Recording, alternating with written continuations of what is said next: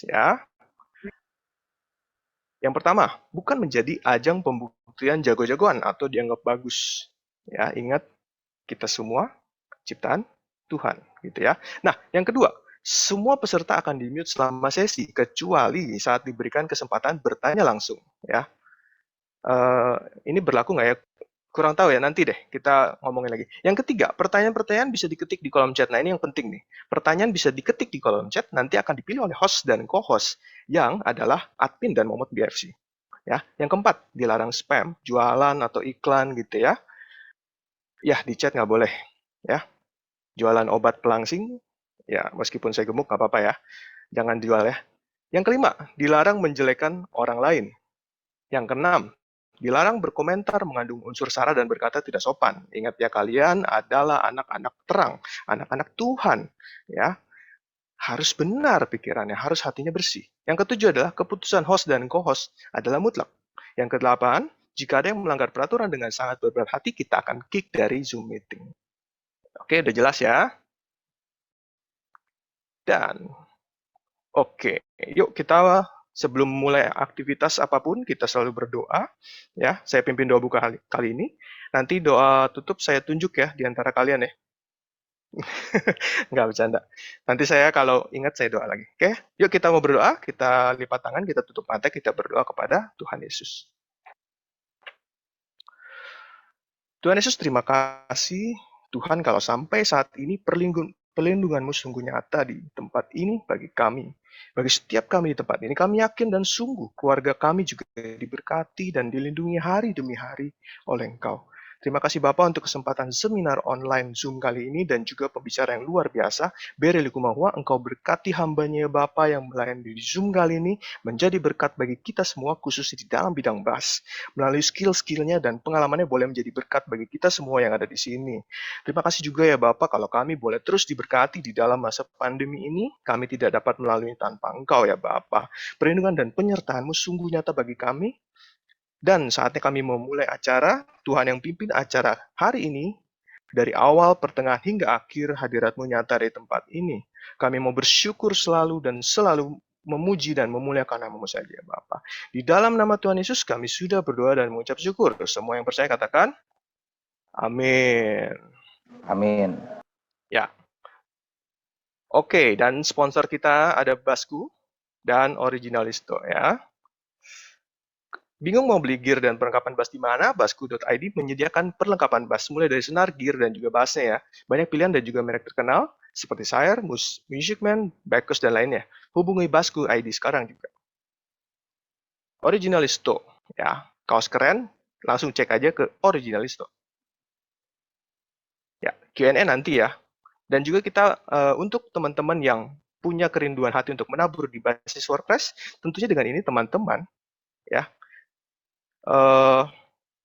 menabur juga di dalam pelayanan dan dalam kasih, karena kita saling melayani dan memperlengkapi teman-teman basis yang sudah melayani maupun yang baru akan melayani. Terima kasih atas support dan dukungan teman-teman semuanya. Bisa ke nomor sekian ya, BCA 0930 092 762 atas nama Christian. Oke, langsung aja. Tanpa berlama-lama lagi, kita sambut Om Berry. Ada Om Berry? Halo. Halo. Halo, halo. Waduh. Oke. Om Berry apa kabar? Kabar baik dong, puji Tuhan. Mantap sekali. Ada bocoran nggak nih kira-kira hari ini mau nge-share apa ya? Tadi kan kita bahas seperti temanya ya, worship gitu kan. Jadi ya nggak jauh-jauh dari situ lah. Cuman kita lihat aja ya mengalirnya kemana. Siap, langsung saya serahin ke Om Berry ya. Siap. Om Berry Likumahua. Thank you banget ya. Semua by the way, thank you semua yang udah join. Ini ada berapa orang total? Wow, 149. Saya nggak nyangka sebanyak ini. Tadinya awalnya soalnya hasil obrolan cuma pengen buat kita ngobrol-ngobrol seru-seruan aja. Ternyata sampai sebanyak ini, jadi ya puji Tuhan kalau memang teman-teman hadir di sini, mudah-mudahan ada sesuatu yang bisa kalian dapatkan. Basically saya kenalan dulu, kalau ada yang belum kenal, nama saya Berry Likumahua. umur saya sekarang 38 tahun, saya udah main bass dari umur 11 tahun kalau nggak salah. Dan saya berkarir udah banyak lah ketemu dengan musisi-musisi yang puji Tuhannya lumayan gitu ya. Jadi saya ngalamin banyak dari usia 20-an awal udah ngalamin banyak, dan sampai sekarang puji Tuhan bawa sampai sejauh ini. Saya selalu yakin dan percaya bahwa sepertinya teman-teman yang ada di sini harusnya lebih jago dari saya semuanya. Karena sebenarnya saya biasa-biasa aja mainnya. Tapi puji Tuhan, karena kasih karunia Tuhan, saya bisa kayak sekarang, bisa main kayak sekarang, bisa dikenal orang lah katanya. Tapi percayalah, itu semata-mata bukan karena saya jago, karena saya nggak jago. Mungkin itu dulu sih, saya mau buka dengan itu dulu pertama-tama. Lalu kalau kita bicara tentang hubungannya dengan worship tentunya, karena memang saya sekarang banyak bergerak juga 5 tahun terakhir, 5-6 tahun terakhir ya, saya punya pergerakan komunitas namanya Son of Hope. Dan dari situ kita banyak bicara tentang worship. Karena awalnya saya punya latar belakang, gereja saya Presbyterian, dalam artian saya nggak punya, di gereja saya kita nggak ada full band. Percussion itu baru masuk 10 tahun lalu, itu juga cuma satu konga. Cajon itu baru belakangan banget. Ada piano cuma sama elektron aja biasanya. Kalau chordnya dianeh-anehin biasanya kita dimarahin karena nggak boleh katanya. Kalau beatnya ditambah-tambahin juga nggak boleh. Pokoknya serba nggak boleh. Tepuk tangan juga nggak boleh.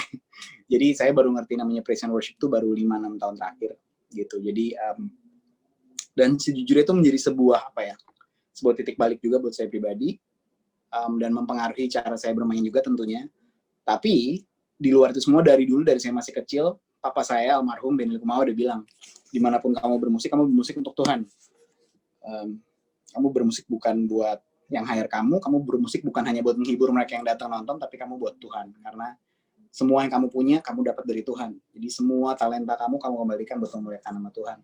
Dimanapun tempatnya. Jadi dia selalu bilang dimanapun. Dia nggak pernah mau dibatasi, almarhum papa saya nggak pernah mau dibatasi sama gedung.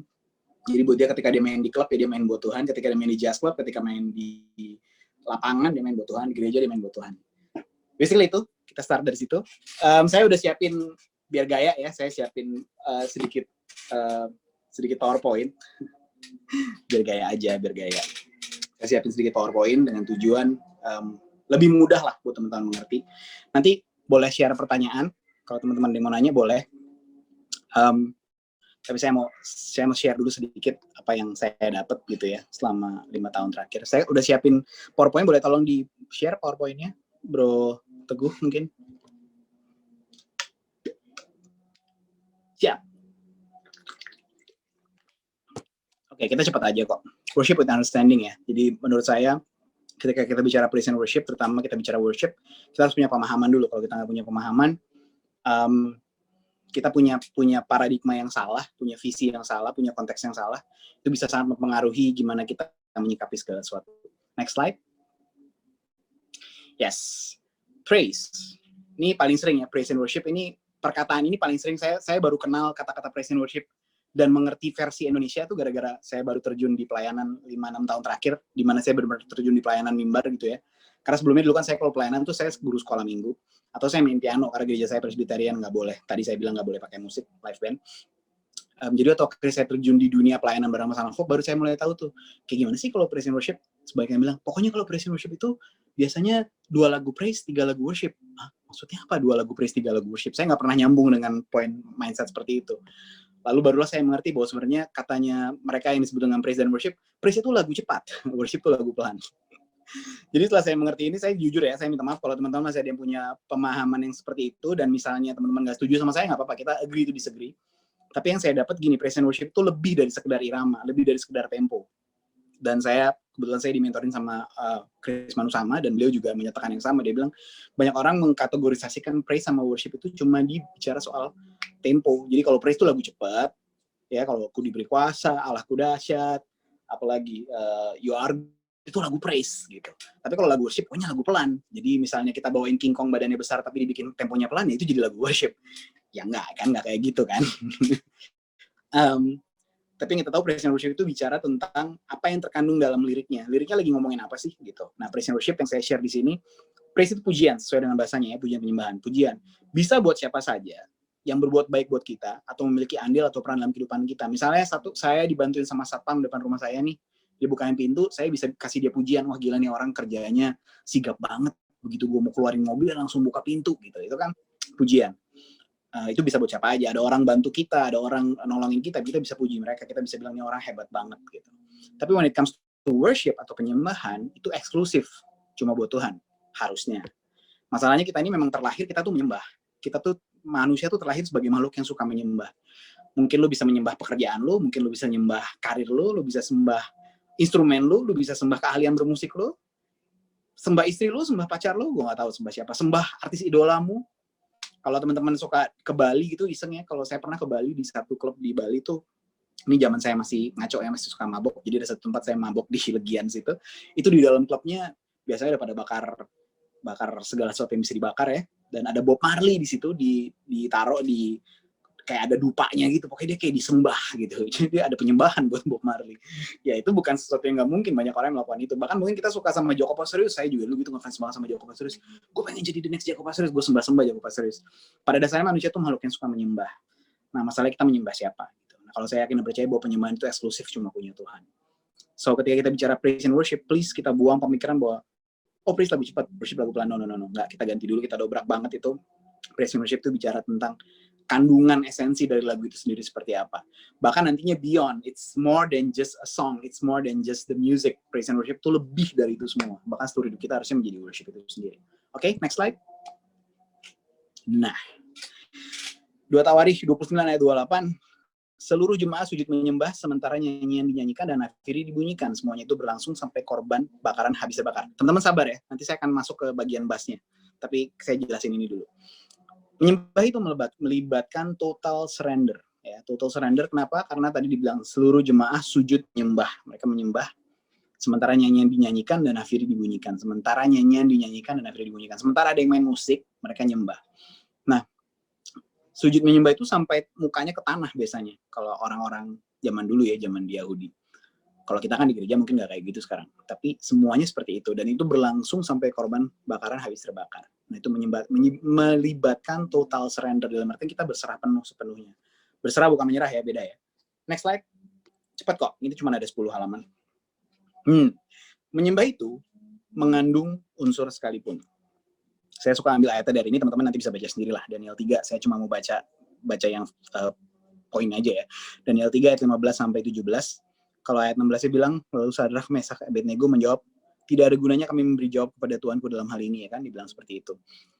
Ayat 17 bilang, jika Allah yang kami puja sanggup melepaskan kami, maka ia akan melepaskan kami dari perapian yang menyala-nyala dan dari tanganmu. Tapi seandainya tidak, hendaklah Tuhan mengetahui Raja bahwa kami tidak akan memuja Dewa Tuanku dan tidak akan menyembah patung emas yang Tuanku dirikan itu. Jadi dia, Sadrak, Mesak, Abednego lagi bilang, kalau gue nggak ditolong pun, gue harus terbakar pun, nggak ngaruh, gue nggak akan nyembah Tuhan lo, karena Tuhan gue yang gue tahu gue nyembah siapa. Basically itu dia punya relationship. Jadi itu yang saya bilang menyembah itu mengandung unsur sekalipun. Sekalipun pandemi nggak berakhir-berakhir, sekalipun udah setahun saya nggak kerja, saya tetap menyembah Tuhan. Karena Tuhan memang layak disembah. Tuhan memang layak ditinggikan. Bukan karena dia ngasih saya kerjaan. Bukan karena dia ngasih saya manggung di sana-sini. Bukan karena dia pastikan semua cicilan saya lunas. Bukan.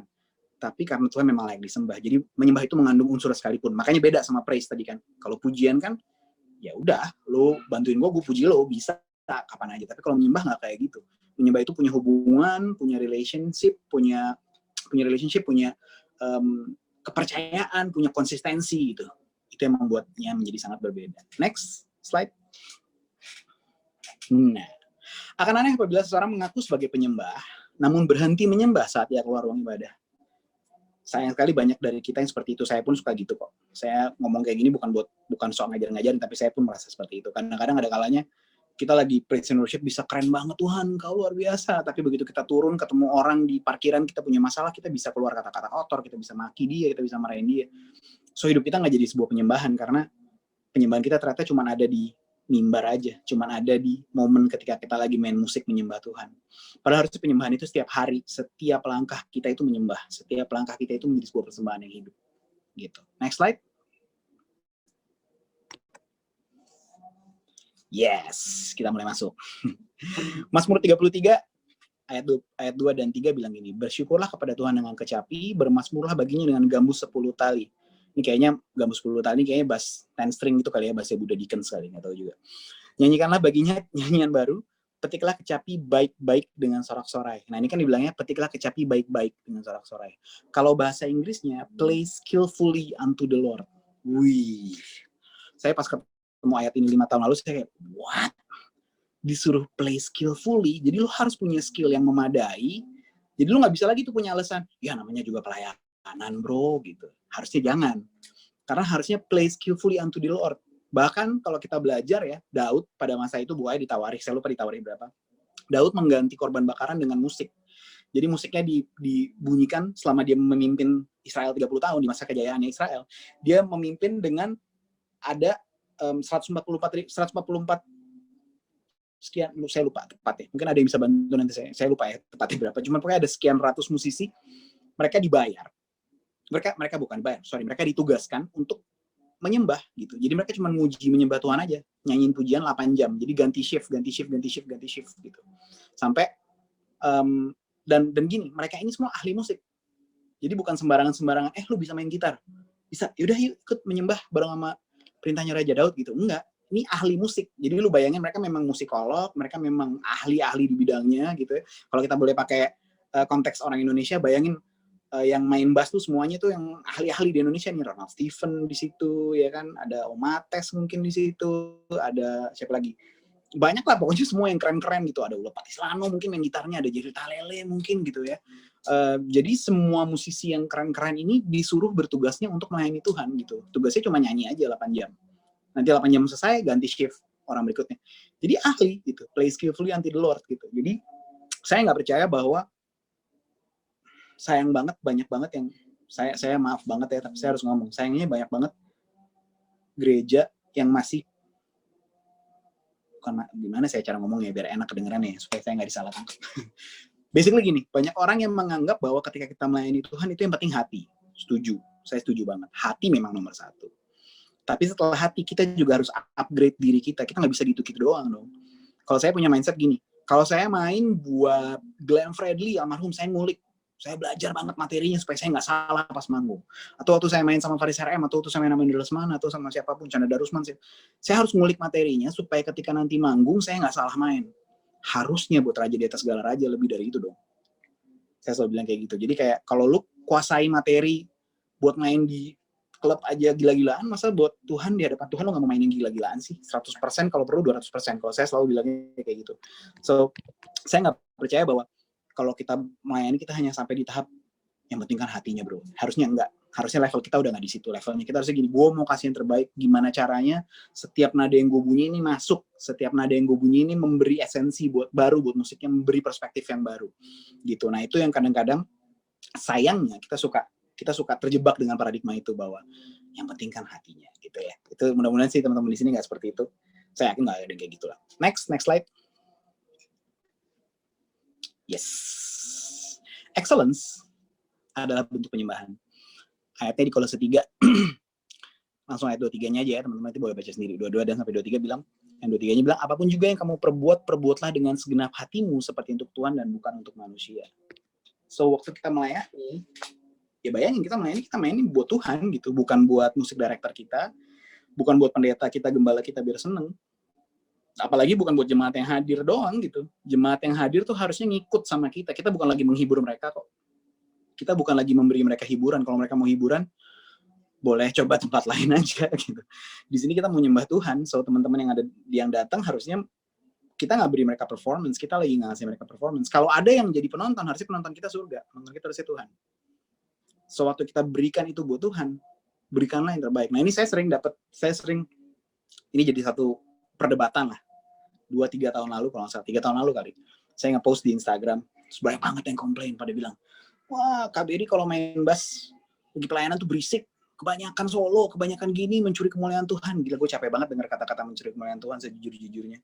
Waktu itu ada kita ngebahas di YouTube channelnya 1945 MF bareng sama Ibrani Pandean sama Gilang NR, dan mereka bilang, gimana tuh mengenai mencuri kemuliaan Tuhan? Banyak banget tuh yang nge-repost, ngambil potongannya di post ke story masing-masing.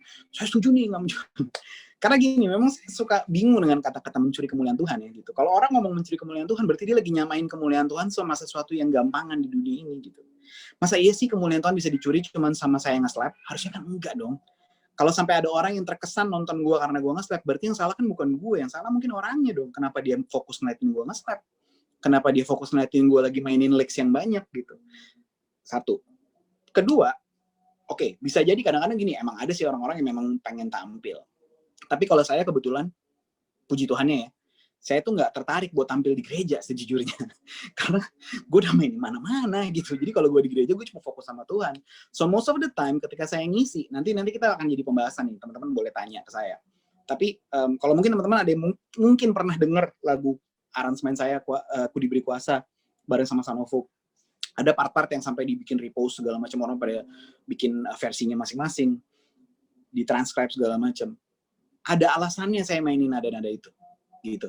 Saya nggak mainin nada-nada itu cuma buat pamer kemampuan, enggak. Selalu ada alasannya. Alasannya adalah apa? Responsif sama liriknya.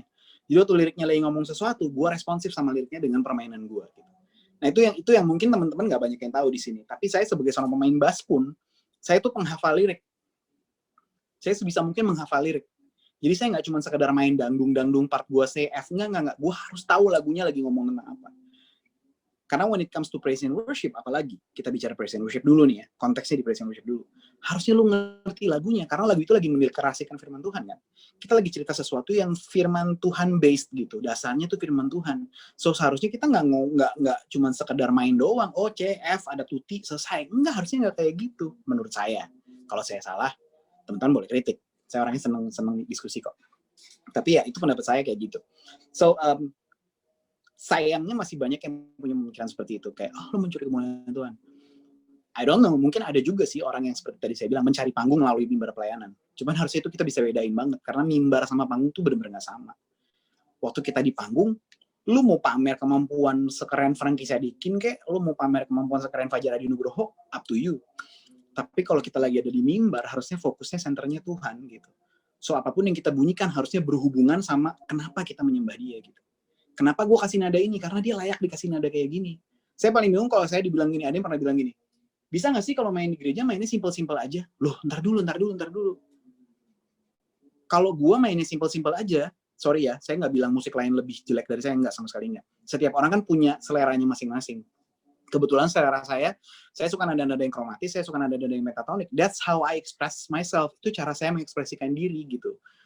Kalau gue nggak boleh mengekspresikan diri gue di hadapan Tuhan, ada yang salah sama cara berpikir kita gitu. Masa sih gue harus main Hillsong doang? Masa gue harus deng sementara gue bisa lebih dari itu gitu.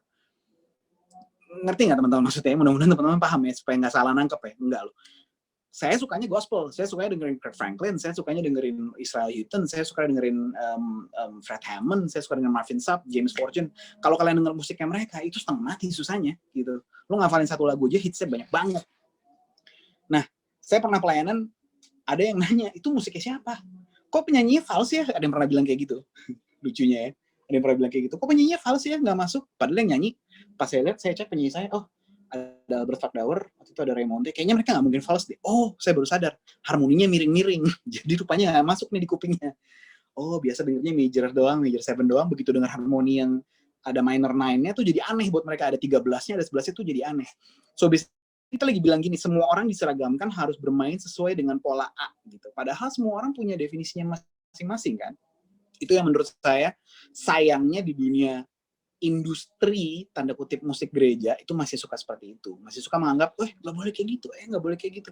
Padahal buat saya, Tuhan ada alasan ngasih kita masing-masing punya talenta. Talenta kita masing-masing itu ada alasannya gitu. Jadi ketika saya mau kasih buat Tuhan, saya pengen kasih 100%, bahkan 200%. Bahkan saya selalu mikir gini, kalau hari ini gue harus mati di mimbar ini, lebih baik gue kasih yang terbaik semua. Gitu loh. Jadi setelah itu no regrets gitu loh. Daripada gue cuma dangdeng dengan segala gini, gue punya pengetahuan yang banyak tapi gue cuma pakai sedikit doang karena ya PK-nya kecil misalnya, atau karena nggak boleh ya. Itu kan jadinya sesuatu yang kontradiktif dengan apa yang sedang gue coba lakukan melalui penyembahan. Seperti yang tadi gue bilang di awal, membutuhkan total surrender dan pengorbanan. Excellence juga, gitu. Oke, sorry jadi kepanjangan di sini. Next slide. Nah, saat kita berbuat yang terbaik, kita menjadi terang. Waktu kita memberikan excellence dalam apapun yang kita buat, kita lagi jadi terang. Gitu. Kita lagi jadi terang, kita lagi jadi contoh, kita lagi naikin standarnya. Demikianlah hendakmu terangmu bercahaya di depan orang, supaya mereka melihat perbuatanmu yang baik dan memuliakan Bapamu yang di surga. Ujung-ujungnya apa? Perbuatan baik kita, kemampuan kita bermusik yang terkeren, kasih yang terbaik, itu harusnya memuliakan nama Tuhan. Nah, bisa nggak kitanya sebagai pribadi juga mempoint itu? Gitu. Saya sih lagi berusaha banget untuk selalu seperti itu ya. Udah dari 6-7 tahun terakhir saya berusaha untuk ketika orang memuji kayak, aduh gue capek deh denger pujian sampai kayak gitu levelnya gitu. Pujiannya tuh jangan di gue deh, mending ke Tuhan aja, karena yang dia yang kasih semuanya. Makanya tadi saya buka di awal, dan memang faktanya gue nggak jago. Literally gue bisa ada di depan teman-teman sekarang ngobrol nih cuman karena Tuhan aja, karena kasih karunia Tuhan. Gue malas latihan. Males banget latihan, serius deh, jujur. Ya sekarang ya, dulu sih latihan banget zaman-zaman baru pertama. Cuma sekarang kan malas banget latihan gitu. Sehari bisa megang bass aja tuh, ya karena hampir setiap hari juga megang bass sih. Cuma maksudnya ketika megang bass tuh ya memang pengen main aja gitu, bukan pengen jago. Enggak, alasannya bukan pengen jago. Alasannya selalu it's always about the music gitu. So yang terbaik yang saya berikan, skillfully yang saya berikan itu harus punya alasan dengan musiknya. It's always the music first. Alasannya harus musiknya dulu. Musiknya harus kita bikin jadi bagus. Skill kita mendukung bagusnya musik kita, supaya nantinya musik ini bisa memuliakan nama Tuhan. Kalau saya selalu bikin konsepnya gitu. Oke, mudah-mudahan sampai sini paham. Next slide. Karena kita adalah representasi kerajaan tuh surga, seharusnya kita tidak beroperasi dengan cara kerja dan sistem dunia, namun beroperasi dengan cara kerja surga. Saya pernah ngalamin, kenapa saya ngomong gini, saya pernah ngalamin pelayanan yang bilang, udahlah jangan susah-susah, yang gampang aja, ntar lupa. Udahlah yang simpel aja, udah yang penting chordnya nggak usah dianeh-anehin, yang gampang aja, jemaat juga nggak ngerti gitu.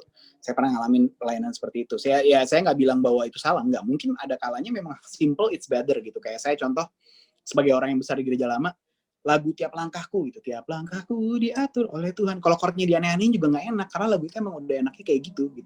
Mungkin kita bisa tambahin beberapa elemen aja, jangan dipaksa di reharm jadi kayak pengen snarky papi, kayak mendadak gospel, ya jangan juga, nggak cocok juga gitu. So kadang-kadang memang harus simple. Tapi buat saya juga harusnya kita nggak beroperasi dengan cara ya udah yang penting gampang, yang penting cepet gitu. Kalau saya sih nggak kepengen kayak gitu. Saya pengen kasih yang terbaik dalam setiap apapun yang saya kerjakan. Ayatnya di Roma 14 ayat 17. Kerajaan Allah bukanlah soal makanan dan minuman, tapi soal kebenaran, damai sejahtera, dan sukacita oleh Roh Kudus. Barang siapa melayani Kristus dengan cara ini, ia berkenan pada Allah dan dihormati oleh manusia. Gitu. Jadi fokus kita adalah kebenaran itu dulu, gitu, damai sejahtera dan sukacitanya, gitu. So nantinya kita berkenan di hadapan Allah, ya udah pasti kita berkenan karena itu diperkenankan. Tapi kita dihormati juga oleh manusia. Tapi kan itu bukan yang kita kejar, kan? Poinnya bukan itu yang kita kejar. Poinnya adalah kita mengerti tempat kita di kerajaan surga. Gitu. Next slide, kayaknya ini yang terakhir deh. Oh belum, masih satu lagi, sorry.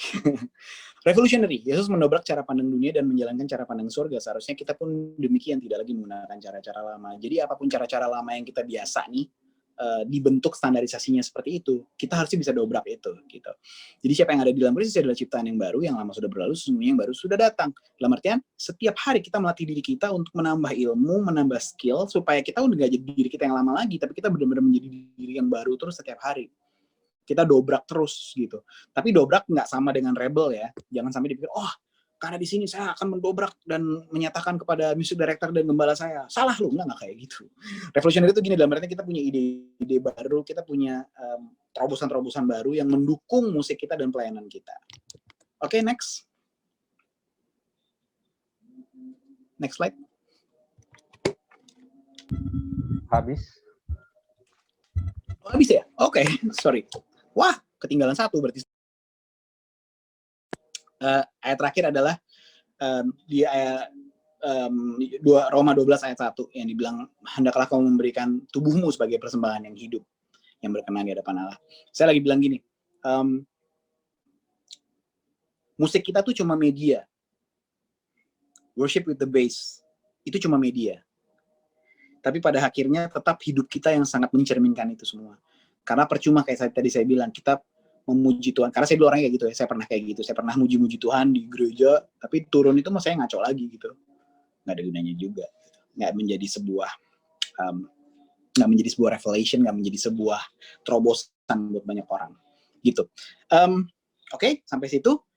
Balik lagi ke tadi yang saya bahas soal being skillful ya. Mungkin teman-teman di sini, saya yakin udah punya pertanyaan mungkin. Nanti kita bisa share, kita bisa ngobrol.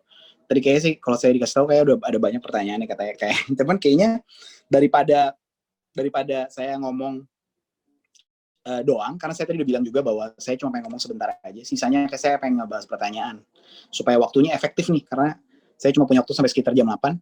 Jadi mungkin ada baiknya kita langsung masuk ke pertanyaan aja. Gimana, Mas Bro? Siap. Thank you Bro Barry udah udah nemenin kita di malam hari ini. Wes, nemenin. Sama-sama dong. Ini pertanyaannya langsung saya bacain aja ya kali ya. Langsung boleh.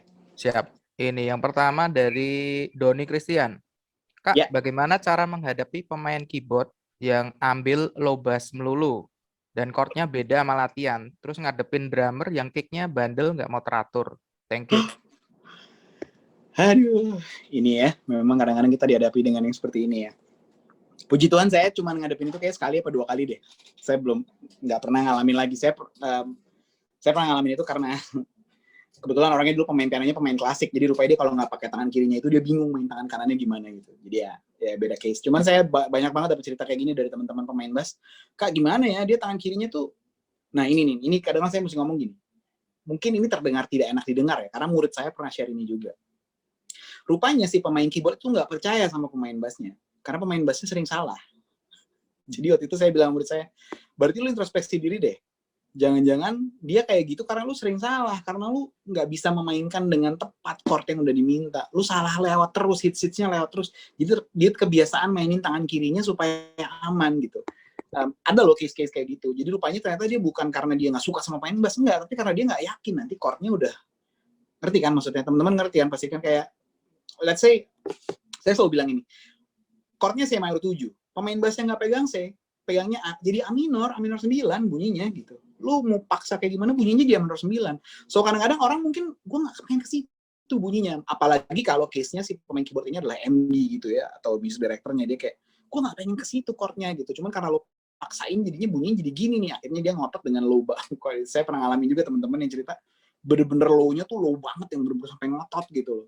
Sedih juga sih ya. Cuman basically gini sih, saya kan percaya bahwa dalam satu buah tim, terutama kita bicara pelayanan, harusnya ada kesatuan hati kan. Oke, mungkin beda case-nya kalau kayak saya, kebetulan musisi-musisi yang main sama saya memang musisi-musisi yang sudah terbiasa main sama-sama. Mungkin beda case-nya kalau kita pelayanan, kadang-kadang, oh hari ini gue ketemu tim yang ini, pemain keyboardnya yang ini, oh kadang-kadang pemain yang ini. Cuma menurut saya sangat bagus kalau teman-teman di tim musik itu membangun hubungan satu sama lain, supaya bisa ngobrol, supaya bisa saling curhat. Lu kenapa sih? Tanya aja, kalau saya sukanya gitu ya. Mungkin sekarang lagi dalam kondisi pandemi kayak gini, kita malah lebih enak, kita bisa zoom, gue zoom dong pengen ngobrol bentar sama lu gitu. Kenapa sih tangan kiri lo suka banget megang, gue tuh terganggu tahu, registernya gue jadi nggak bunyi misalnya. Menurut saya sih nggak ada jalan lain selain diobrolin sih, karena memang kalau udah kayak gitu itu berarti udah bicara apa ya, kontradiktifnya tuh udah bicara sesuatu yang dia emang ngotot gitu, kayak dia nggak suka ya bunyi bass lu gitu. Jadi mungkin gak enak didengar ya saya ngomong ini, cuman itu faktanya. Dan selain komunikasi tentu kita harus introspeksi diri gitu. Apakah kita sebagai pemain bass ngulik materinya dengan baik? Karena jujur aja saya waktu terjun ke pelayanan, saya kaget. Di hari Minggu tuh banyak yang nggak ngulik materi gitu. Saya udah kasih materinya dari hari Jumat, hari Kamis, mereka nggak kulik materinya. Jadi pas nyampe U, A, E, A, O, gitu. Kita memain Allahku Dahsyat, saya pernah sama pemain drum. Kebetulan saya punya lagu Allahku Dahsyat, punya aransemennya gitu. Akhirnya saya kirim gitu. Nih bro, didengar ya, gak sama sekali. So hari Minggu dia main dengan versi original Allahku Dahsyat Frankie Siombing. Kok gitu, versinya nggak kayak gitu kok yang gue kirim kemarin. Akhirnya ya kebetulan karena saya juga salah satu leader, saya mutusin untuk cut aja. Sementara ini dia di off dulu aja, jangan main lagi. Sorry, itu beda case. Cuma basically saya lagi mau bilang gini, kadang-kadang mungkin kita nggak kulik materinya sehingga akhirnya kita nggak dipercaya untuk memainkan part kita dengan baik, sampai orang lain harus berbuat seperti itu. Mudah-mudahan nggak seperti itu. Cuman jalan terbaik adalah komunikasi sih. Nggak bisa dipungkirin. Kita nggak bisa ngotot main jago-jagoan habis itu gue maunya kayak gini, nggak bisa. Kita memang harus komunikasi. That's what makes a team. Karena kita ngobrol, karena kita punya hubungan. Makanya saya selalu encourage teman-teman musik tuh jangan cuma ketemu di panggung aja, jangan cuma ketemu di mimbar, tapi harus ngobrol, harus ada ngopi, harus ada hangout. Itu membuat kita jadi punya kesatuan sebagai satu buah tim. Gitu kali ya. Mudah-mudahan terjawab pertanyaannya. Siap, mantap. Oke, yang kedua nih dari Ben Hart. Kak, mau tanya gimana caranya kita menghadapi drummer yang terlalu banyak tuti tanpa disepakati dulu. Terus kalau lagi worship yang high feel, apakah kita ikut heboh juga main bassnya? Gitu. Oke. sebenarnya gini, saya lagi nggak nangkep nih barusan karena dia bilang Tuti tapi pemain drum sendirian karena mungkin banyak fill in-nya kali, bro. Fill in kali maksudnya ya? Ya, mungkin banyak fill in mendadak deh. Oke. Karena kalau Tuti kan beda ya. Tuti itu kan sesuatu yang kita memang dengan sengaja mainkan bersama gitu. Emang gitu kan, You Are Good itu Tuti gitu. Memang kita janjian, memang udah tahu partnya. Akan aneh kalau pemain drum ngomong sendirian, emang aneh. Tapi kalau bicara fill in, nah ini sedih sih ya. Saya pernah ngomong ini mungkin udah dari 10 tahun lalu saya ngomong. Dan ini nggak hanya di pemain drum sebetulnya, pemain bass juga suka kayak gitu. Kalau kita baru belajar teknik baru, biasanya kita pengen pakai di semua tikungan tuh. Pindah chord kita pengen pakai fill in-nya gitu. Mungkin drum chops kan baru dengerin Aaron Spears gitu, baru dengerin Teddy Campbell, baru dengerin siapa gitu, pengen langsung fill in gitu. Jadi langsung gospel chops gitu. Padahal gue nggak cocok. Itu banyak sih kejadian kayak gitu. Mungkin ya itu ya. Dia merasa baru mempelajari sesuatu. Tapi kadang-kadang kita pun juga kayak gitu kok. Kita baru dapat licks baru gitu kayak cocok nih dipakai di sini, dipakai di semua. Habis itu kalau kadang-kadang ini yang paling jelek ya. Kita gagal di bar yang ini, kita pengen coba lagi di bar berikutnya. Harus sukses. Nah, kita jadikan permainan musik kita saat itu adalah lahan latihannya kita gitu, ladang latihan untuk gue pengen nyobain. Nah, itu kadang-kadang juga pemain bass suka kayak gitu kok. Kalau ditanya gimana cara ngadepinnya, nggak ada cara lain lagi selain ngomong, ajak ngobrol aja, bro kayaknya kebanyakan deh gitu. Option 1. Option 2, kalau masih nggak bisa dibilangin juga, ya lu yang nahan. Saya pernah ketemu pemain drum kayak gitu soalnya. Jadi saya udah tahu dia bakal fill in, karena dia bakal fill in, gue mainnya yang biasa aja, yaudah gue biasa aja, gue jagain aja terus, gitu loh. Tapi ya tetap total dalam artian it's not about us kan. Ini kan tentang sebuah tim gitu. Gimana cara kita sebagai sebuah tim bisa bermain bersama gitu. Jadi buat saya nggak ada cara lain selain komunikasi salah satunya gitu. Lalu tadi pertanyaan kedua, high feel lagi worship ya. Saya sebenarnya agak bingung juga dengan term high feel sih. Mungkin maksudnya lagi dalam hadirat gitu ya, high feel ya. Saya bingung sih high feel. Cuma mungkin lagi apa ya? Lagi overwhelmed gitu, lagi seru gitu ya. Ini juga bahaya sih. Kadang-kala karena kita ngerasa, ini ya menurut saya, harusnya, ini agak mungkin bukan teknis ya, tapi lebih ke pemahaman lagi. Harusnya worship kita itu, praise worship kita itu tidak dikendalikan sama perasaan.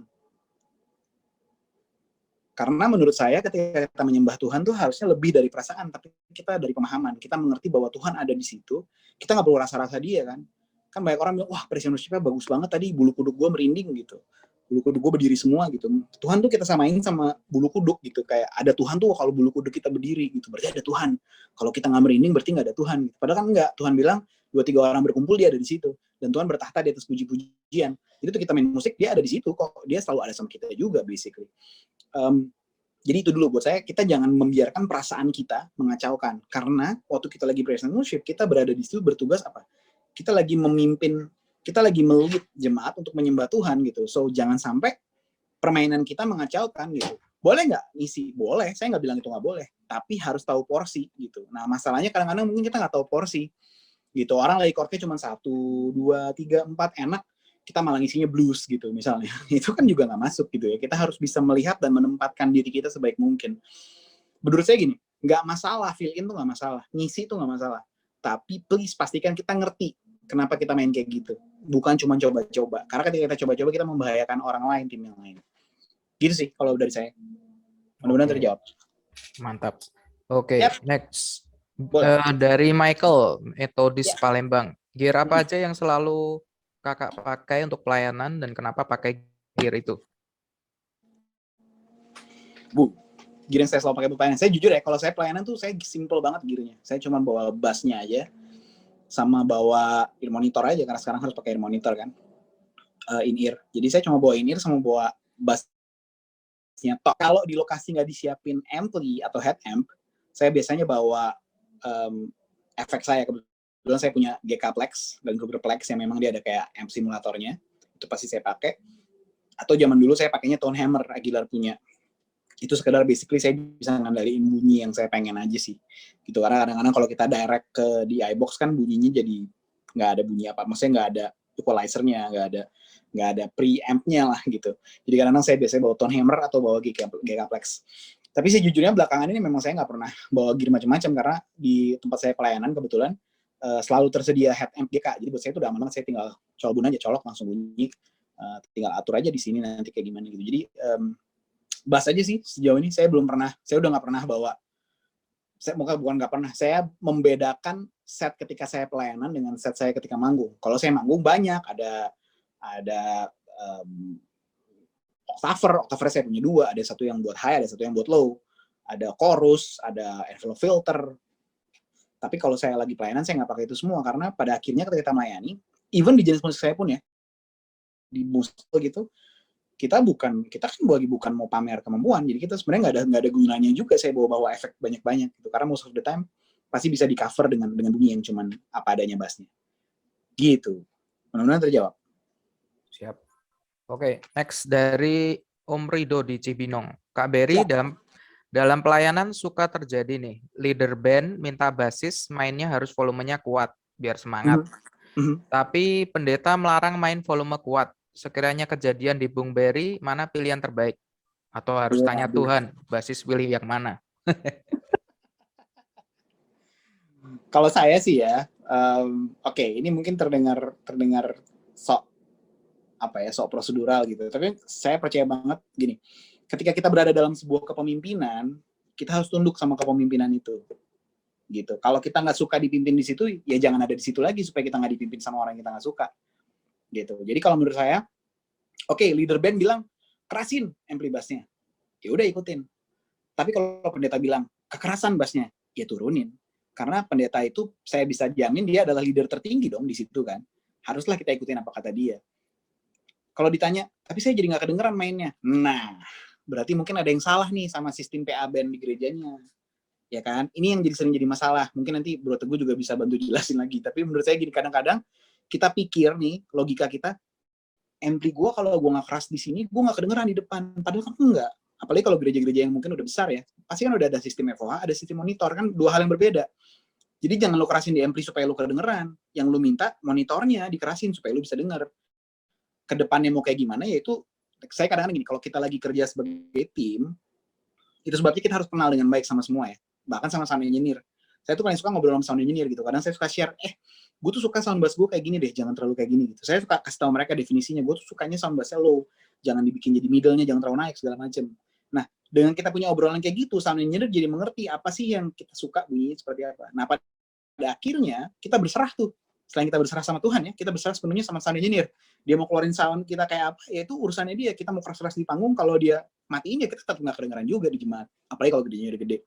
Nah, kalau gerejanya kecil, saya pernah pelayanan di gereja di Lampung, yang memang dia nggak ada sound system lain selain yang ada di panggung. Jadi nggak ada speaker out. Ini gereja di Lampung, di pedalaman di Lampung. Saya lupa Lampung mana, pokoknya begitu masuk situ nggak ada sinyal mendadak. Itu dia benar-benar memang cuma yang ada di panggung aja. Drumnya nggak di miking, ampli, gitar, ampli semua, udah itu aja bunyinya. So di situ saya bilang, oke, kita harus bunyikan ini dengan sangat wise, dalam artian, ya mungkin kita berkorban, gue nggak bisa denger bunyi gue kayak gimana gitu. Tapi ya, pada akhirnya poinnya gini, waktu kita lagi pelayanan, kan kita this is not about us, ini bukan tentang kita kan. Kita lagi mau memuliakan nama Tuhan. So, pastikan orang yang datang, karena gini, yang datang juga gue bisa jamin, paling cuma 2 orang, 3 orang yang basis juga gitu. Jadi yang peduli sama sound bass itu juga sebenarnya mungkin hanya 2-3 orang. Sisanya adalah dia pengen mendengar gini, dia pengen memuji dan menyembah Tuhan gitu. Berikanlah experience yang terbaik yang bisa dia dapatkan. Dengan cara apa? Dengan cara kita ngalah, kita nggak cuma pengen tentang kita, bukan soal bass kita kedengaran atau enggak gitu. Oke, sorry agak kejauhan, cuman basically saya lagi mau bilang gini.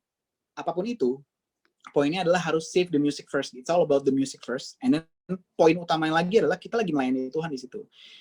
Jadi ketika ada kepemimpinan yang bilang, pendeta terutama bilang, kekerasan bass lu, ya pelanin aja. Ya. Gak apa-apa kan? Kan gak mempengaruhi mendadak lu gak jadi jago gitu kan? Enggak juga. Wah bass gue mainnya pelan, gue jadi gak kedengeran ghost note gue ya kan? Bukan itu poinnya gitu.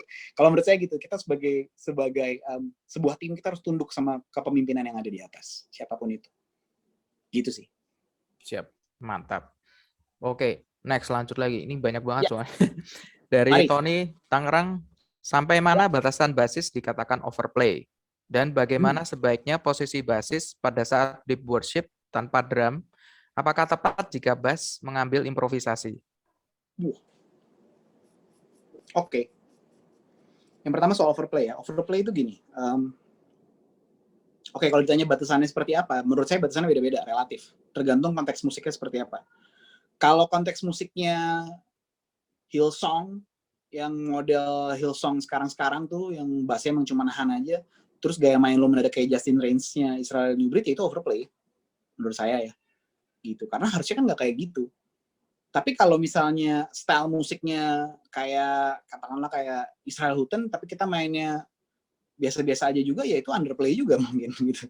Jadi memang semua harus sesuai porsi gitu. Overplay itu lagi bicara gini, lo memainkan sesuatu yang berlebihan tidak sesuai dengan konteksnya gitu. Makanya saya suka bingung kalau misalnya ada yang komplain gitu dengan musik yang gospel. Wah, ini musiknya ini bang. Ya memang musiknya kayak gitu. Memang dia banyak hitsnya, memang banyak tutinya. Kalau lu nggak suka ya mungkin memang lu nggak cocok ada di situ gitu. Kadang-kadang menurut saya sih kayak gitu ya.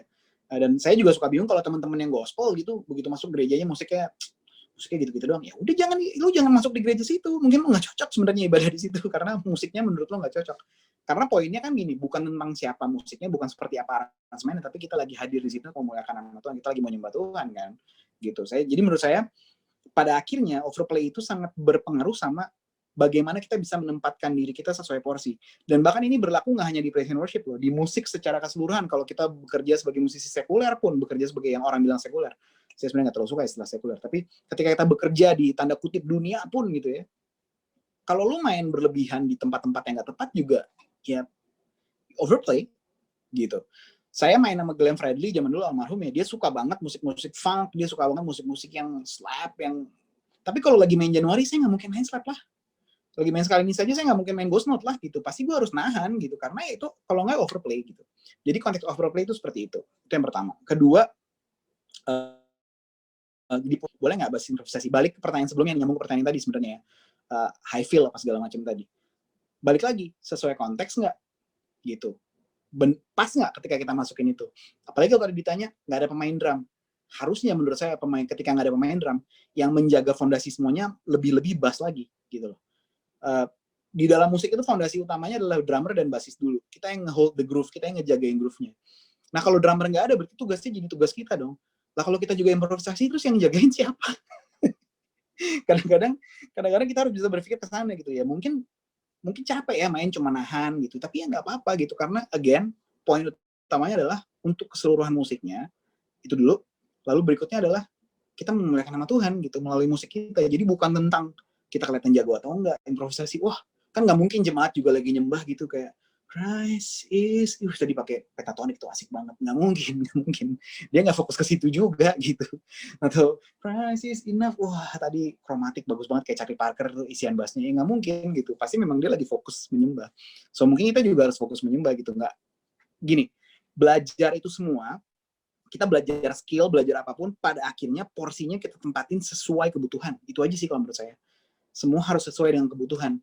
Jadi jangan sampai kebutuhannya itu kayak supply and demand kan, kalau orang supply cukup, demand-nya cukup, supply-nya kan bagus gitu. Tapi kalau nggak ada demand-nya, terus kita paksa pengen supply terus juga nggak ada gunanya gitu. It's over juga gitu. Kayak gitu sih, mudah-mudahan terjawab. Oke, siap. Next, dari Om Angga Aditya.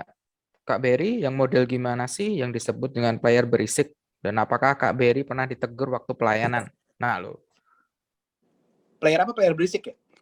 Iya, model gimana yang disebut player berisik? Kemudian apakah Kak Berry pernah ditegur nih waktu pelayanan? Oke, pertama-tama gini ya, kita bicarakan konteksnya dulu berisik. Sebenarnya berhubungan banget sama pertanyaan tadi soal overplay. Nah,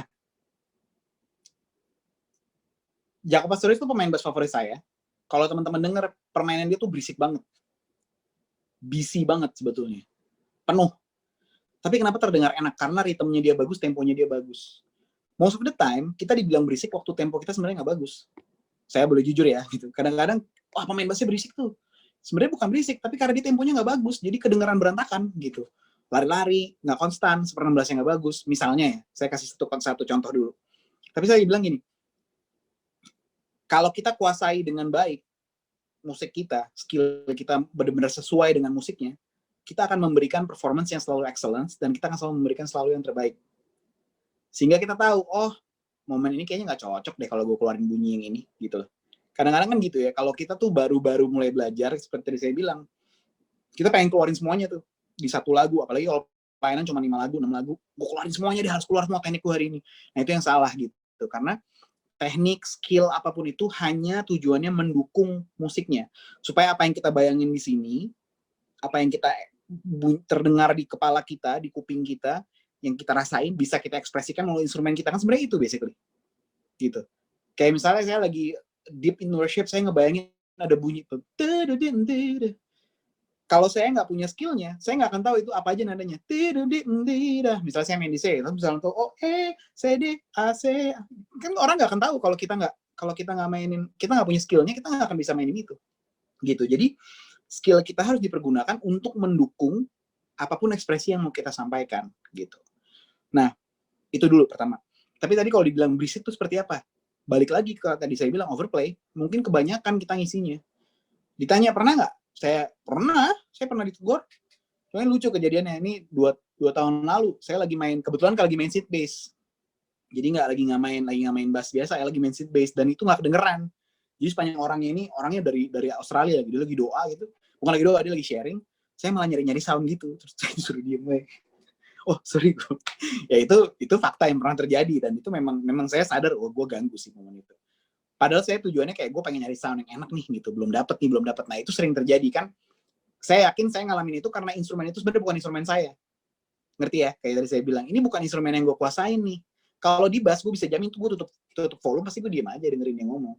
Tapi karena konteksnya gue lagi main instrumen yang baru gitu, gue penasaran, wah bunyinya kok enak ya. Akhirnya gue malah jadi nyari-nyari. Akhirnya ditegur. Sorry, lu keren banget. Dia baik lagi orangnya kan, bule gitu. Sorry, boleh nggak diem dulu? Tapi tadi bagus kok gitu. Cuman gue lagi ngomong, oh sorry gue minta maaf, gue akhirnya nggak enak sendiri gitu. Jadi kita juga harus mawas diri ya. Kalau memang orang tegur kita dan memang momennya kita salah, main apa aja, ya gue salah kok gitu. Akuin aja ya salah kok, nggak apa-apa gitu. Nggak ada gunanya kita jadi sebel sama dia. Enggak kok, gue sebenarnya nggak berisik. Kadang-kadang sebenarnya ujung-ujungnya membela diri. Gitu sih. Jadi buat saya sih gitu ya. Main berisik sih balik-baliknya tetap overplay juga gitu. Jangan sampai kita overplay, keluar dari konteks, dari form yang seharusnya. Gitu. Oke, thank you. Next, ini dari Budiman Tampu Bolon. Siap. Ini kayaknya dia nanyain, kita kan biasa kalau tim musik kan kita sering dioper-oper kan. Maksudnya kan kadang drummernya bisa si A, bisa si B, terutama kan ada satu gereja besar kan suka gitu tuh. Nah, ini dia nanya, kalau misalnya kita ketemu pemain drum yang baru kenal atau nggak pernah main sama kita, gimana sih caranya supaya kita bisa menselaraskan kick-nya? Nah, soalnya dia pernah kejadian, biasanya udah ada kesepakatan, tapi waktu main selisih katanya, beberapa kali crash gitu. Oke. Ya, setiap manusia tuh punya persepsi beat yang berbeda-beda. Gimana jelasinnya? Bentar, saya lagi nyari kata-kata yang enak. Oke. Kita kan setiap orang tuh kan punya referensi musik yang beda-beda ya. Kita dengerin musik yang beda-beda. Sesuka-sukanya kita sama satu jenis musik, tetap aja kita pasti dengerin referensi artis yang berbeda-beda. Sehingga itu akan sangat mempengaruhi cara kita mempersepsikan sebuah nada misalnya. Contoh simpel saya gini, saya pernah bantuin waktu itu Faris RM rekaman tahun 2011. Live nih, rekaman full band gitu live, ada Draindar Sumito di situ, ada keyboardnya Irfan Casmala, ada Andre Dinut, ada Nikita Dompas, Erwin Gutawa mainin aransemennya, dibikin lagu lamanya Faris RM dibikin jadi funk. Ini saya jelasin dulu ya supaya teman-teman paham. Di otak saya funk karena saya suka dengerinnya Maxwell, saya suka dengerin musik-musiknya Soul Child, saya suka dengerin musik-musiknya Bootsy Collins. Nah, kecenderungan mereka kalau bunyiin funk itu ya, karena funk itu kan ketika kita bicara musik funk itu sebenarnya kekuatannya selalu di beat 1. Gitu. Jadi beat 1 itu biasanya mereka kencang tuh. Jadi nadanya suka yang panjang, yang sustain. Saya di stop sama Mas Erwin karena waktu saya main, jadi chordnya D minor, saya masih ingat banget, nah dia nggak suka, dia bilang jangan kayak gitu. Oh gimana Mas? Ya lo kan main funk, tapi gue nggak suka kalau lo nada pertamanya gitu. Oh jadi gimana Mas? Nadanya harus pendek. Oh jadi saya harus pendek gitu. Jadi gue harus ganti. Dia lebih suka yang kayak gitu. Itu persepsinya dia beda sama persepsinya saya. Paham ya sampai sini ya? Jadi Erwin Gutawa punya persepsi funk yang berbeda sama persepsi saya. Nah, kadang-kadang di pemain drum dan pemain bass pun seperti itu. Gitu. Kadang-kadang mungkin dia lebih suka, kalau funk tuh gue sukanya bener-bener cuman 2 and 4 aja gitu. Bener-bener cuma 1, 3 aja. Kicknya cuma go tak, keduk, tak geduk. Tapi kadang-kadang ada drummer yang oh kalau funk tuh kayak gini kedung takun kedung ada yang kayak gitu. Pemain bass pun gitu, ada yang memang oh gue sukanya spacey, banyak note-nya, banyak long note. Tapi ada juga pemain bass oh gue sukanya ghost note. Nah, kita harus selarasin itu dulu, kita samain dulu nih, sukanya kayak gimana sih? Itu. Ngobrolnya tuh di situ. Jadi jangan cuma bicara beat-nya doang, tapi kita bicara lu suka dengerin ini siapa sih, Bro? Gitu. Kalau saya paling suka kalau ketemu pemain saya baru kenal, saya pasti pertanyaan pertama itu. Lu dengerin siapa? Gitu. Oh, gue sukanya Chris Dave, oh gue sukanya Aaron Spears, oh gue sukanya. Jadi kita udah tahu, oh bayangan, oh dia ke situ tuh arahnya. Gitu. Oh, gue sukanya Thomas Lang, gue sukanya siapapun. Nah, paling gampang sih, mungkin terdengar nggak enak ya, tapi ini percayalah, ini berlaku, dan bukan hanya di pelayanan, saya udah ngalamin ini dengan pemain drum, bahkan di jazz sekalipun. Karena ada pemain drum yang emang kita sebenarnya nggak cocok main sama dia gitu. Tapi kalau saya di dunia jazz gitu, juga ada the gig anyway gitu, lo harus tetap jalanin kerjaannya gitu. So, kadang-kadang saya sebagai pemain bass yang ngalah aja, ikut aja sama dia, karena biar gimana pun fondasi awalnya pasti ada si drummer dulu. Dan saya mempelajari, oh dia nggak bisa nih kalau gue main bassnya yang ghost note kebanyakan, dia lari. Oke, jadi apa yang saya lakukan? Saya harus jagain, gitu. Misalnya saya orangnya sebenarnya kan saya senangnya yang semuanya serba spontaneous, serba improvise gitu, dalam artian saling jawab-jawaban gitu, responsif. Nah pemain drum ini nggak bisa, jadi saya harus main yang sama polanya, tahan aja gitu. Yang penting save the band aja gitu, save the music first gitu. Jadi kalau ngadepin yang kayak tadi, kicknya nggak bareng, saya paling sering juga ngalamin kayak gitu.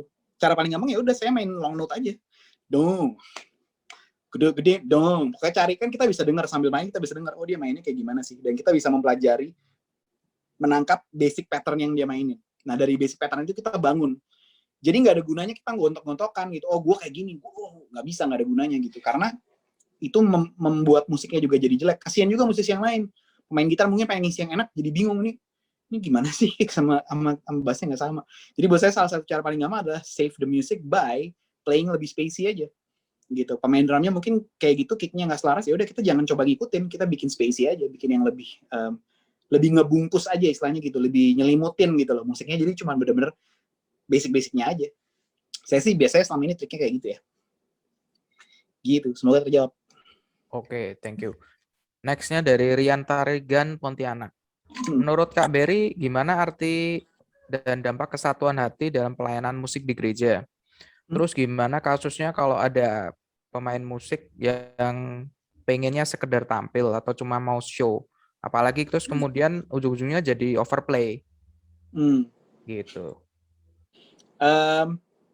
Ya tadi saya udah bilang di beberapa ini awal ya, bahwa kesatuan hati itu penting banget. Makanya saya tadi bilang jangan sampai kita cuma ketemu di mimbar aja, ketemu di panggung aja gitu. Harusnya kita hangout bareng, ngobrol bareng, sharing bareng. Apalagi kalau kita bicara konteksnya pelayanan ya, harusnya kita tumbuh bersama. Lu lagi ngalamin apa sih gitu? Lu lagi ngalamin apa sih? Apa sih kebaikan Tuhan yang lagi lu alamin 2-3 hari belakangan? Cerita dong gitu. Ngobrol-ngobrol kayak gitu menurut saya sangat penting. It's even more important than the rehearsal itself gitu. Kadang-kadang orang cuma fokus di latihan, 1 jam kita harus bagus. Tapi kalau kitanya juga nggak nyaman sama orangnya, kadang-kadang kita mainnya juga jadi nggak enak gitu. Sehingga menurut saya sangat penting bahwa kita punya kesatuan hati dalam kita hangout, kita ngobrol. Bahkan nggak perlu hangout mendadak, jadi apalagi pandemi ini susah ya. Cuma kita saling tanya kabar, kita ngobrol, kita sharing referensi musik. Saya paling sering kayak gitu sih. Lu dengerin ini nggak? Lu dengerin ini deh. Saya paling sering kayak gitu karena saya suka dengar hampir semua jenis musik. Jadi kalau saya dengar satu pemain gitu, oh dia kayak mainnya kayak ini nih. Saya biasanya suka ngejok-ngejokin dia nih, lu coba dengerin ini deh. Gitu. Jadi ngasih referensi. Nah, kadang-kadang dari hal kayak gitu bangun tuh obrolan-obrolan seperti itu. Lalu ketika kita lagi ngalamin masalah, dia ngalamin masalah, kita sama-sama cerita, itu membangun sebuah kesatuan hati melebihi yang ada di panggung, melebihi yang ada di mimbar. Nah, kalau itu udah tercapai, kita kan bisa main dengan enak. Lo tadi kalau bicara gimana ngadepin orang yang cuma pengen tampil, ya udah biarin aja dia tampil. Kalau emang dia pengen tampil, biarin aja tampil. Kalau saya sih dulu mah simpelnya gitu. Lo mau tampil, ya tampil aja, ntar juga lo capek gitu. Tapi kadang-kadang ya kalau dia membahayakan satu tim, ya ada baiknya kita obrolin gitu loh. Ya ini yang tadi saya bilang di awal ya. Susah kalau kita cuma bicara, ya namanya juga buat pelayanan gitu. Ya yang penting hatinya. Ya tapi kalau attitude-nya juga nggak membangun, nggak ada gunanya juga gitu loh. Ada baiknya kita obrolin, kita bahas gitu. Bro, kenapa sih lu main overplay banget? Ganggu deh kayak yang lain gitu. Kebetulan saya orangnya lebih seneng ngomong sih ya dibanding diem-diem gitu. Ngomongin di belakang juga nggak enak. Mending ngomongnya langsung ke orangnya. Lu kayaknya tadi mainnya kebanyakan deh bro. Gitu. Kebanyakan nggak enak deh gitu. Ya mungkin kalau dia pengen tampil mungkin bisa disaranin kali reguler di mana gitu supaya dia bisa tampil beneran, jadi nggak tampil di pelayanan gitu. Supaya ada bisa, atau dia suruh bikin YouTube channel aja, nanti dia tampil di YouTube channelnya gitu. Tapi kalau basically itu sih yang saya bilangnya, maksudnya ketika kita lagi di dunia pelayanan, ketika kita main musik buat Tuhan, itu bukan tentang kita gitu. It's all about God gitu. Apa yang dia bikin buat kehidupan kita. Sehingga semua musik kita harusnya tertuju ke dia, bukan ke kita gitu. Kalau sampai arahnya ke kita, ada yang salah. Gitu sih. Semoga terjawab. Oke, thank you. Teman-teman, ini ada pertanyaan yang mirip-mirip, saya skip aja ya, biar nggak makan waktu terlalu banyak. Next-nya dari Parholong, Medan. Kak Berry, gimana untuk mengatur low, middle, high pada speaker bass? Wih. Equalizer ini kayaknya. Oke. Pada speaker bass ya. Nah, karena itu tadi yang saya sempat bahas sebelumnya ya, karena kadang-kadang orang tuh belum bisa bedain FOH sama monitor panggung. Nah, most of the time orang berpikir apa yang dia dengar di ampli akan terdengar sepenuhnya. Ya beda-beda sih ya, mungkin kadang-kadang kalau gerejanya kecil ya bisa kayak gitu. Tapi yang paling penting adalah gitu, kita lihat dulu konteksnya. Dia memang cuman panggung langsung atau ada monitor dan ada FOH, karena itu bakal beda banget.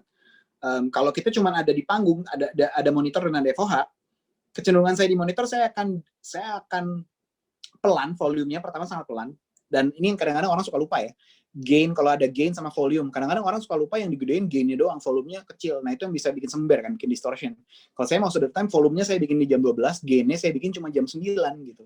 Atau kalau misalnya kekerasan saya pelanin lagi. Tapi si volumenya stay di jam 12 atau bisa turun ke jam 10. Pokoknya dia harus di bawah, si gain harus di bawah volume kalau saya biasanya. Lalu kalau low, middle, high, karena saya suka banget sound low, saya biasanya akan bikin low-nya di jam 1 atau jam 2, tergantung kebutuhan. Middle-nya biasanya saya kurangin, either flat atau dia jam 10. Treble-nya biasanya saya naikin, dia bisa sama si low, gitu ya. Misalnya low-nya di jam 2, dia bisa di jam 2 juga, atau bisa juga dia jam 10. Jam 1. Tapi tergantung mereknya, tergantung brandnya. Cuman kalau most of the time, karena saya kebagiannya GK, saya udah tahu banget Gilling-Kruger tuh yang saya suka bunyi kayak gimana. Nah, biasanya saya akan set si treble-nya di jam 1, high-nya di jam 1, low-nya atau bass-nya di jam 2. Middle-nya either di jam 12 flat atau jam 10 turun. Tapi itu semua tetap tergantung ke ruangan. Ya kan? Kadang-kadang kalau misalnya ruangannya terlalu bumi, kalau kita paksa bumi bahasanya terlalu banyak low-nya gitu ya, kayak udah low duluan, saya biasanya akan cut low-nya. Saya bisa cut low-nya sampai jam 10 gitu kadang-kadang, demi jangan sampai bunyinya jadi gulung. Karena kalau bunyinya gulung juga nada yang kita mainkan detailnya nggak jelas. Tone kita juga jadi nggak keluar. Atau yang paling gampang adalah bikin flat aja. Flat aja semua jam 12 rata gitu. Nah, kenapa tadi saya bilang berhubungan kalau dia ada FOH atau nggak ada FOH? Karena kalau misalnya ada FOH, sebetulnya apa yang kita ada di situ kan nggak didengar sama penonton kan, atau jemaat. Yang dengar itu kan kita. Itu kan membangun kenyamanan buat kita dan membangun nuansanya buat kita.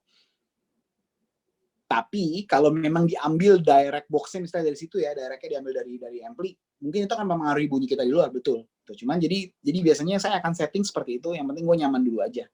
Gitu. Jadi basically tetap balik ke ruangannya seperti apa sih. Tapi kalau boleh dibilang persentasenya, kalau saya cenderungnya low-nya tuh biasanya bisa di 70-75%. Gitu. Middle-nya biasanya bisa di flat, treble-nya biasanya mendekati sama si low-nya, akan mendekati. Gitu sih kalau saya. Masih di mute, bro, kayaknya nggak kedengeran. Unmute dulu. Oke. Next-nya dari Om Wahyu, Jakarta. Izin bertanya, bagaimana tips agar latihan fingering biar nggak boring? Terus kemudian metode latihan apa yang bisa membuat jari kita semakin kuat? Gitu. Kalau saya kebetulan latihan tuh paling suka kayak sesuatu yang nggak attitude ya sifatnya. Attitude tuh kan maksudnya bentar ya, susah kok.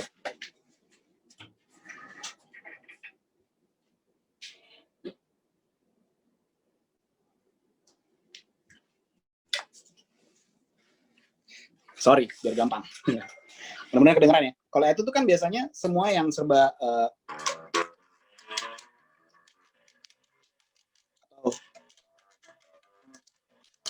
saya biasanya kalau latihan lebih suka yang ada musikalnya gitu, dalam artian misalnya kayak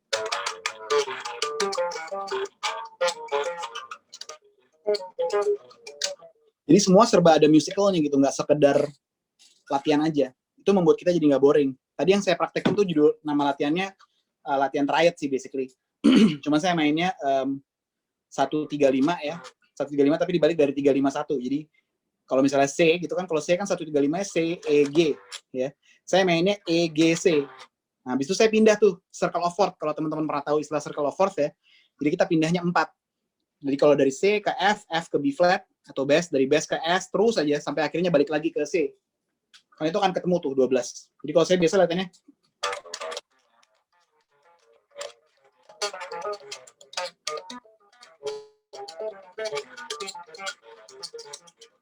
jadi sambil mikir juga, habis ini kemana ya, habis ini kemana ya, dan itu bisa bolak-balik tuh, bisa low, bisa high.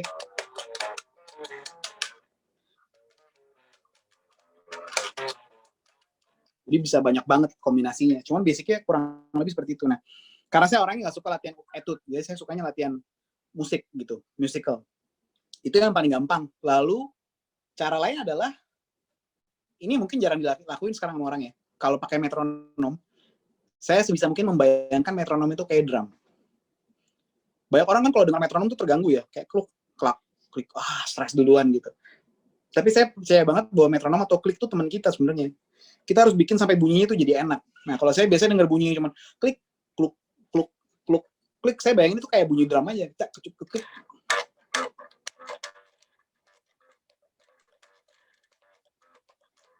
Saya bisa latihan kayak gini 10 menit nggak berubah line, sama aja tahan. Tapi kita bikin seenak mungkin gitu. Itu kan barusan contohnya yang funk ya. Tapi misalnya contoh lain misalnya lebih yang rockish gitu ya. Bisa juga kok tahan aja. Misalnya kayak latihan lagunya U2 yang With or Without You kalau teman-teman tahu.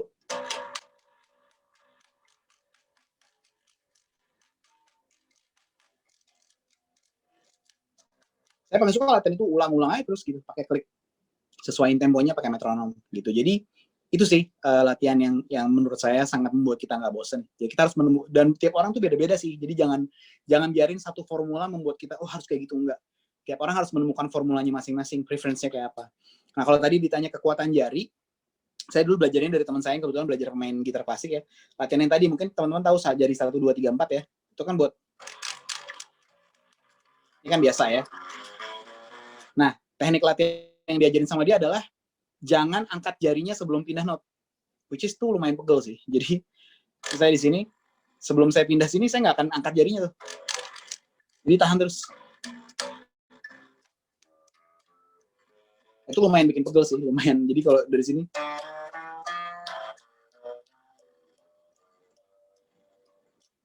jadi benar-benar bertahan. Nah itu lumayan membuat apa ya? Kekuatan jari kita jadi terlatih. Semoga membantu dan semoga menjawab. Oke, thank you. Next, dari Yosafat Batam, apakah ada treatment yang biasanya kayak Barry lakuin untuk membentuk tone bass yang solid, khususnya dalam lagu penyembahan? Apakah mungkin ada pendekatan dari EQ, pedalboard, ampli, atau bass, atau hal-hal lain di luar itu? Atau adakah tips-tips khusus dari Kak Barry? Oke, saya percaya bahwa tone yang bagus itu datang dari jari kita dulu. Bukan dari instrumen, bukan dari equipment kita. Karena kalau sampai kita tergantung sama equipment, kita akan selalu menyalahkan equipment. Kemarin gue dapat equipmentnya jelek gitu. Kalau saya nggak percaya bahwa, masih gini, iya benar equipment itu bisa membantu kita. Tapi sesuai namanya, contoh amplifier ya. Kenapa namanya amplifier? Bahasa Inggrisnya kan amplify. Jadi dia hanya mengeraskan apa yang sudah terbunyi gitu. Apa yang sudah menjadi bunyi duluan, dia hanya mendorong dan mendukung bunyinya gitu. Jadi jangan biarin amplify itu menjadi sesuatu yang esensial sebetulnya. Gitu. Makanya saya kalau main dimanapun, ada ampli nggak ada ampli sebenarnya nggak terlalu pengaruh karena saya udah percaya sama tone saya sendiri. Nah, so paling bagus adalah kita latihan tone.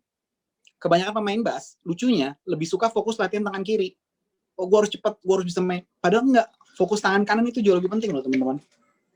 Kadang-kadang kita nggak sadar kita main jari tunjuk sama jari tengah aja metiknya nggak simultan. Kita lebih sering pakai jari tunjuk misalnya, sampai kita sadar. Padahal kalau kita bisa belajar bahwa gue harus metik dengan sangat simultan nih gitu. Harus sama terus, itu akan sangat membantu gitu. Dan tone kita harus sama sebisa mungkin. Kalau saya paling sering latihannya dulu open string. Jadi saya akan latihan misalnya kayak gini ya. Udah saya pindah tangan kanan, tangan kirinya nggak main apa-apa. Dan itu biasanya pakai metronom. Itu akan membantu, apalagi kalau mainnya temponya pelan. Benar-benar sampai bosan deh. Tapi ambil waktu 5 menit aja buat latihan itu. Supaya tone kita bagus. Sambil kita dengerin tone jari tengah sama jari telunjuk gue udah sama belum sih? gitu. Kalau saya dulu dilatihnya gitu ya. Kebetulan yang ngajarin ini sound engineer-nya Glenn dulu, namanya Agung, Om Agung Kapoyos gue manggilnya. Dia selalu bilang, tone lu tuh tangan kirinya udah bagus, tangan kanannya belum deh. Jadi lu latih lagi gitu. Jadi akhirnya saya, ya itu kan saya masih umur 20-an ya. Jadi saya latihan sambil tour tuh. Oke, gue harus denger nih gitu. Jadi saya benar-benar long note supaya kedengeran bunyi jari 1 sama jari 2 tuh bunyinya sama. And then ketika pindah senar, powernya juga harus sama. Karena itu akan berasa banget, apalagi pas rekaman. Itu berasa banget. Oh ternyata ngetik di senar 1 kenceng banget, senar 4 kurang gitu. Itu paling sering. Jadi latihan tangan kanan penting selain tangan kiri pengen cepet ya atau pengen slap gitu. Tapi pastikan kita juga ketika menghasilkan tone itu bagus. Lalu trik yang berikut kalau kita bicara tone, tangan kiri kita kadang-kadang nggak di fingertip kalau lagi metik.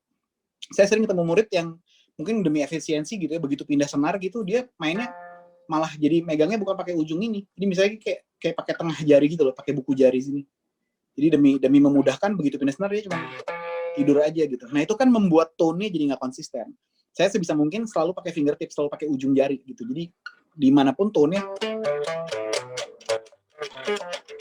tetap sama. By the way maaf ya kalau agak fals-fals soalnya nih bass fretless udah lama nggak latihan fretless. Jadi ya fals-fals dikit. Cuman ya kayak gitu.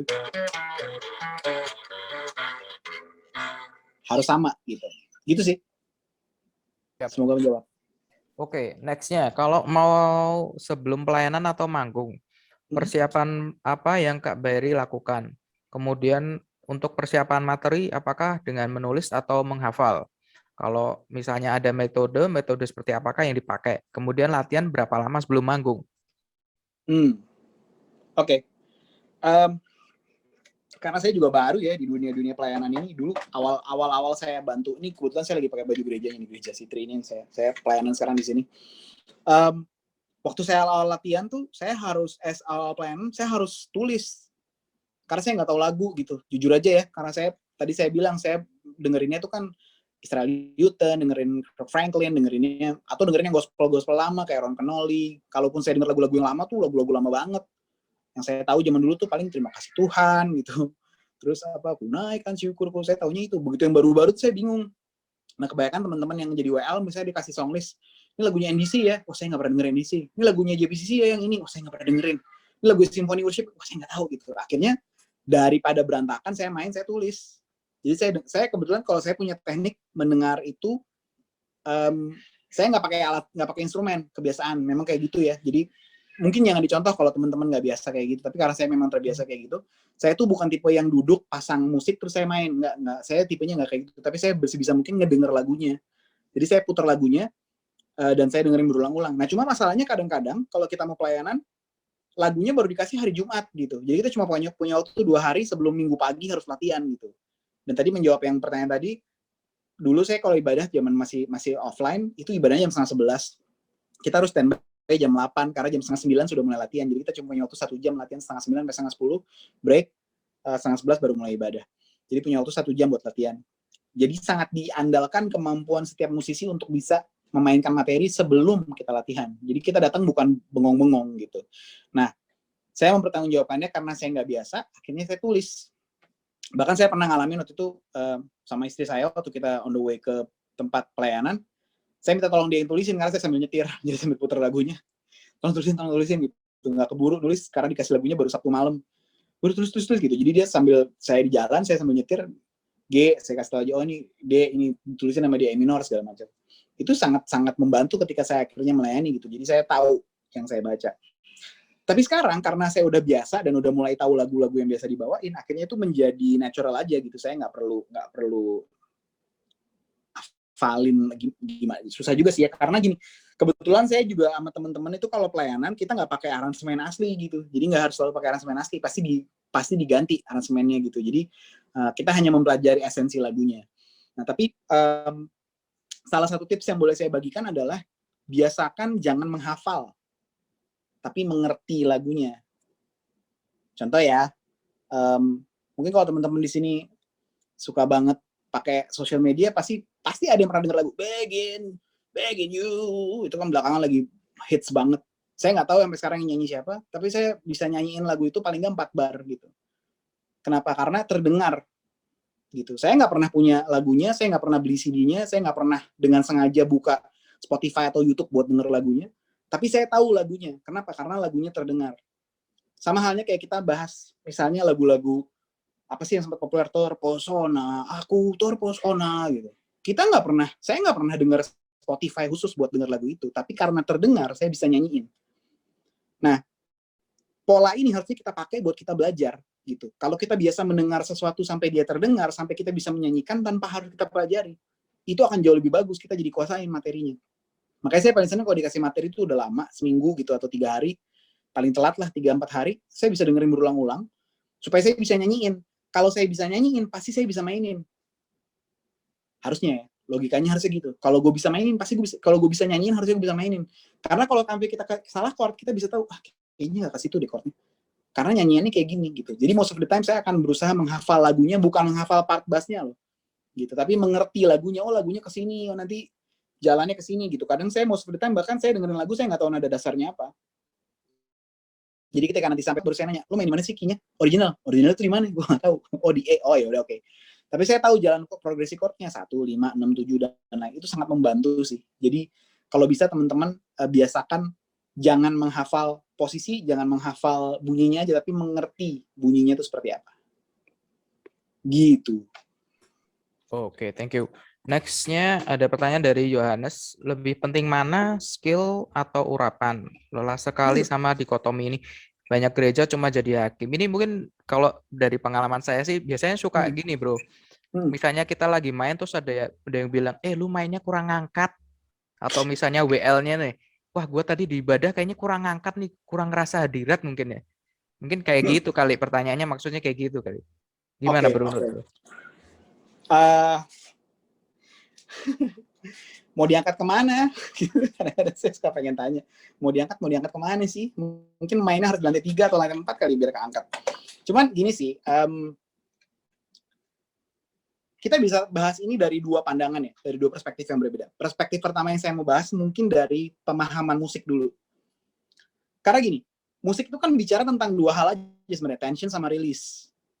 Kadang kita nggak ngerasa ngangkat karena nggak ada tension, nggak ada release gitu, nggak ada tensionnya, nggak ada kapan tensionnya, kapan release-nya tuh nggak ada. Kalau teman-teman suka dengar musik, hampir seluruh musik di dunia ini isinya basically tension and release.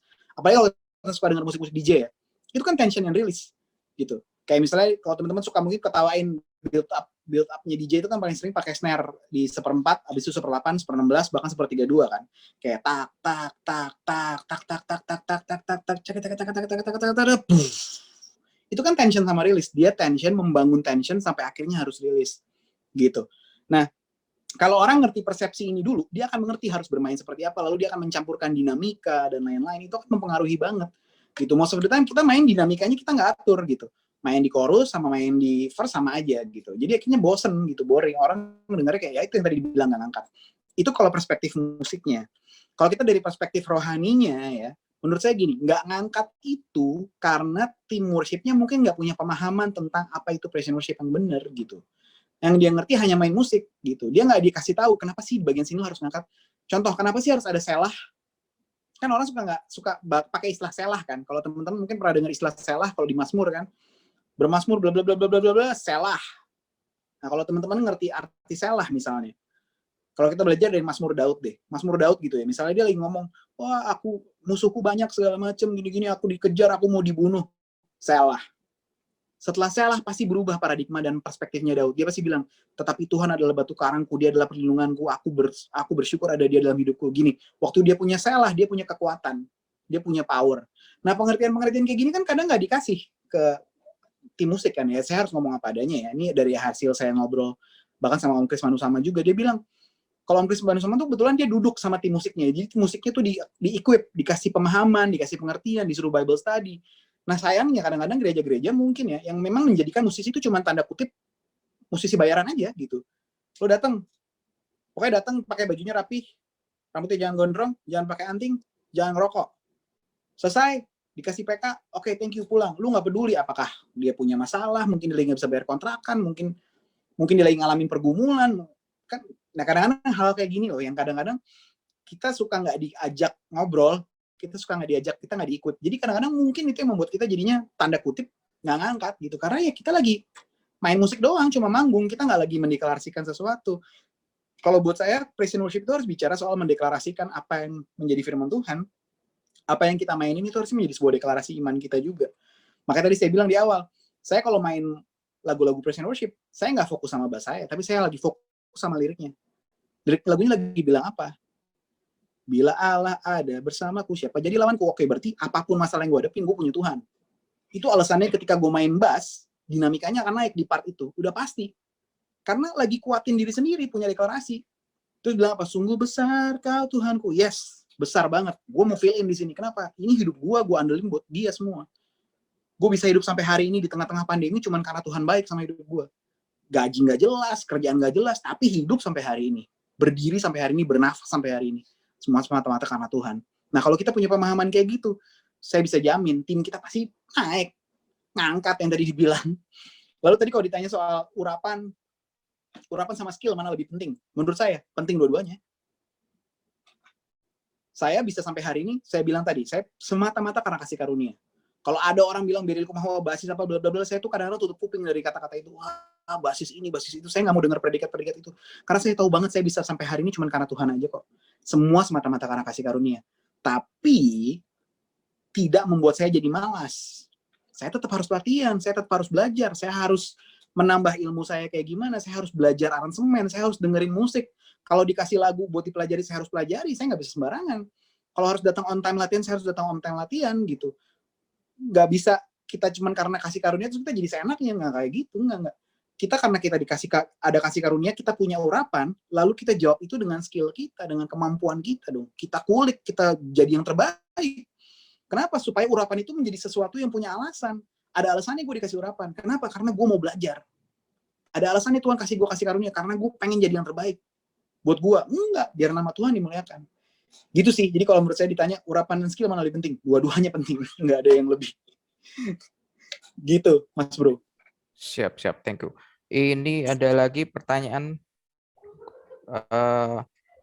dari John Balikpapan. Kenapa saat recording untuk lagu Memoriam buat bokap untuk Om Benny Likumawa itu Bro Berry memakai bass Fender dan bukan bass JNL yang biasa dipakai?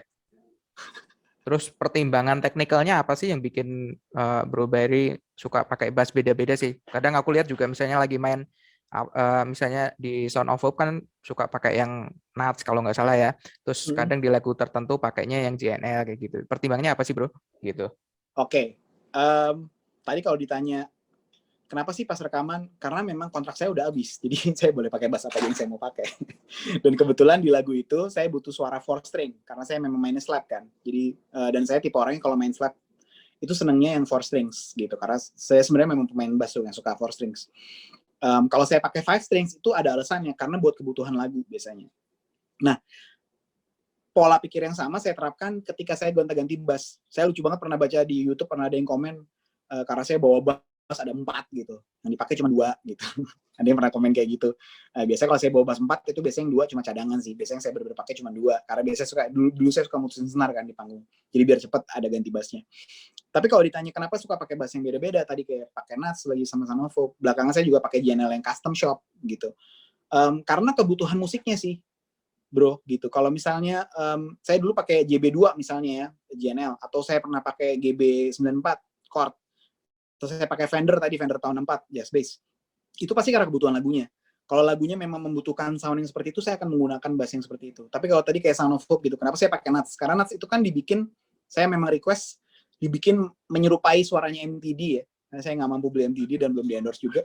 Jadi udahlah, pengen kayak MTD suaranya. Karena saya ngebayangin bunyi musiknya Sound of Hope tuh jadi kayak gospel gitu, gospel black music, model kayak musik ya kayak ngebayangin Justin Reigns yang main bass, bass butik lah gitu, ngebayangin Terence Palmer gitu, ngebayangin Sherry Reid gitu kan. Cuma kan saya nggak mampu beli Fodera. Jadi akhirnya ya udah saya pakai bunyi yang mendekati yang kurang lebih seperti itu. Jadi setiap bass yang saya gunakan itu ada alasannya. Alasannya adalah untuk memenuhi kebutuhan lagunya, kebutuhan musiknya seperti apa. Gitu. Oke, mantap. Mungkin ini pertanyaan terakhir ya, udah hampir jam 8 juga. Dari Las Golan, Medan. Apa dan bagaimana trik and tips versi Kak Berry dalam mengaransemen sebuah lagu, baik dalam konteks pelayanan maupun produksi, agar terdengar berkesinambungan, harmonis, dan bikin nagih. Wah, ini penting nih. Contoh lagunya telah selesai dari Sound of Hope. Thank you katanya. Siap. Wow. Oke.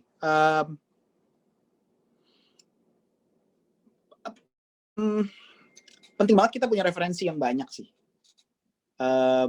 Oke, kalau kita ngomong aransemen dulu ya. Contoh paling gampang.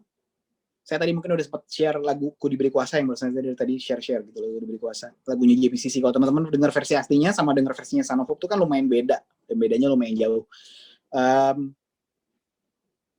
Salah satu trik paling sering saya pakai untuk mengaransemen sebuah lagu adalah saya aransemen lagunya dulu, bagian lagunya dulu. Dalam artian, first-nya mau kayak gimana beat-nya, chorus-nya mau kayak gimana beat-nya. Kalau ada pre-chorus, pre-chorus-nya treatment-nya kayak apa. Kalau ada bridge, treatment-nya kayak apa. Itu saya sangat mempengaruhi banget dari situ. Lalu dari situ nanti akan saya berangkat ke intro.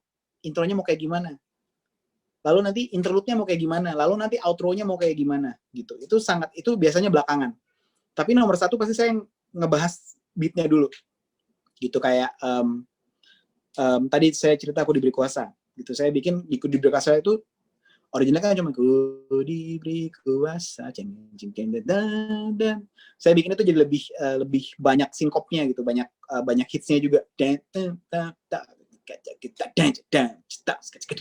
Beat drumnya agak sama kayak jungle, hampir kayak jungle, tapi tetap ada kayak gospelnya, ada hitsnya kayak pap gitu. Jadi itu sangat terpengaruh dari gimana caranya saya pengen ngedeliver musiknya. Lalu intronya, kalau mungkin teman-teman pernah dengar Ku Diberi Kuasa tuh intronya saya bikin jadi kayak gini. Chordnya dari 4 ya, dari F.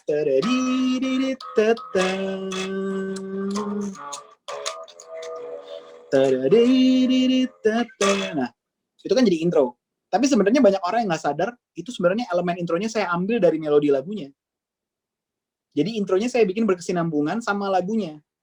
Jadi kalau teman-teman dengar lagunya kan, Ku diberi kuasa dari Raja Mulia. Menurut saya bagian itu lumayan racun. Kalau kita ngomong versi industri musik, itu lumayan racun tuh bunyi bagian situ. Ku diberi kuasa dari Raja Mulia. Nah, bagian itu saya ambil segitu doang. Harusnya chordnya kan kalau tadi di C, chord di situ lagi chord A minor. Nah, saya ngebayangin bunyinya yang masuk apa aja ya, karena nadanya C, B, G, sorry. Bunyinya kan itu. Saya ngebayangin, apa ya chord yang masuk? Oh, dia masih nada kelimanya dari F, jadi saya ambil chordnya F. Oh, G, nada ke-7 dari A minor 7. Bisa ada terusannya D minor, E minor. Jadi itu jadi kayak bagan yang saya ciptakan di luar dari lagunya, tapi sebenarnya terinspirasi dari lagunya. Itu trik yang paling sering saya pakai buat ngaransemen lagu gitu. Jadi saya akan ngambil bagian-bagian seru dari sebuah lagu, melodinya yang menarik, lalu saya jadikan itu intro, cuman saya ubah dengan persepsi yang berbeda gitu. Lalu tadi saya sempat cerita juga, especially ketika kita bicara soal praise and worship ya, aransemennya itu selalu refer ke liriknya kalau buat saya. Kenapa aransemen harus kayak gitu? Karena itu harus menjadi kayak ngegaris bawahi liriknya gitu loh. Kayak contoh di lagu Ku Diberi Kuasa, di verse 2-nya saya bikin Ku diberi kuasa dari Raja Mulia kepada tak menaklukkan musuh di bawah kakiku. Saya bikin tuti. Nah, itu saya lagi bikin pernyataan gini, itu menjadi sebuah penekanan di bawah kakiku gitu. Menaklukkan musuh di bawah kakiku, penekanannya apa? Oke, gue kasih hits di sini. Saya ngebayangin kayak lu lagi nginjek musuh. Lagi nginjek si iblis nih pakai kaki lu dengan musik itu gitu. Jadi setiap tuti ada alasannya, setiap aransemen hits itu ada alasannya. Kalau teman-teman nanti mungkin iseng search aja Sound of Hope gitu, beberapa lagu yang saya aransemen, setiap hits yang saya bikin, setiap tuti yang saya bikin itu selalu memperkuat lirik lagunya gitu. Jadi itu sih. Lalu sebisa mungkin jangan pernah membuat aransemen cuman supaya kedengaran susah. Itu yang selalu saya berusaha ajar ke diri saya sendiri ya. Karena most of the time kita pengen bikin biar kelihatan keren aja, bikin tuti, kenapa biar keren gitu. Kalau saya sebisa mungkin menghindari itu gitu, paradigma itu harus kita hindarin, dalam artian harus ada alasannya, kenapa harus ada tuti, kenapa harus ada modulasi, kenapa harus pindah kunci. Kan paling gampang kayaknya kalau buat ngangkat, naik aja terus, sampai udah 5 kali naik, WL udah ketekan-ketekan suaranya, tetap aja bukan naik gitu. itu cara yang tanda kutip paling gampang dan paling terlalu sederhana gitu. Sementara menurut saya setiap aransemen kita harus ada alasannya kayak tadi saya bilang gitu. Jadi kayak tadi saya balik lagi ke tension and release ya. Kalau balik lagi dengan konsep yang sama lagu Ku Diberi Kuasa tadi. Kalau teman-teman nanti iseng dengerin di Spotify atau dimanapun, di bagian tengah interlude-nya saya bikin jadi half time. Lagunya tuh sepanjang lagu temponya 140 yang kenceng. Di tengah-tengah saya bikin jadi half time. Kenapa? Supaya ada rilisnya, supaya orang nggak tension terus.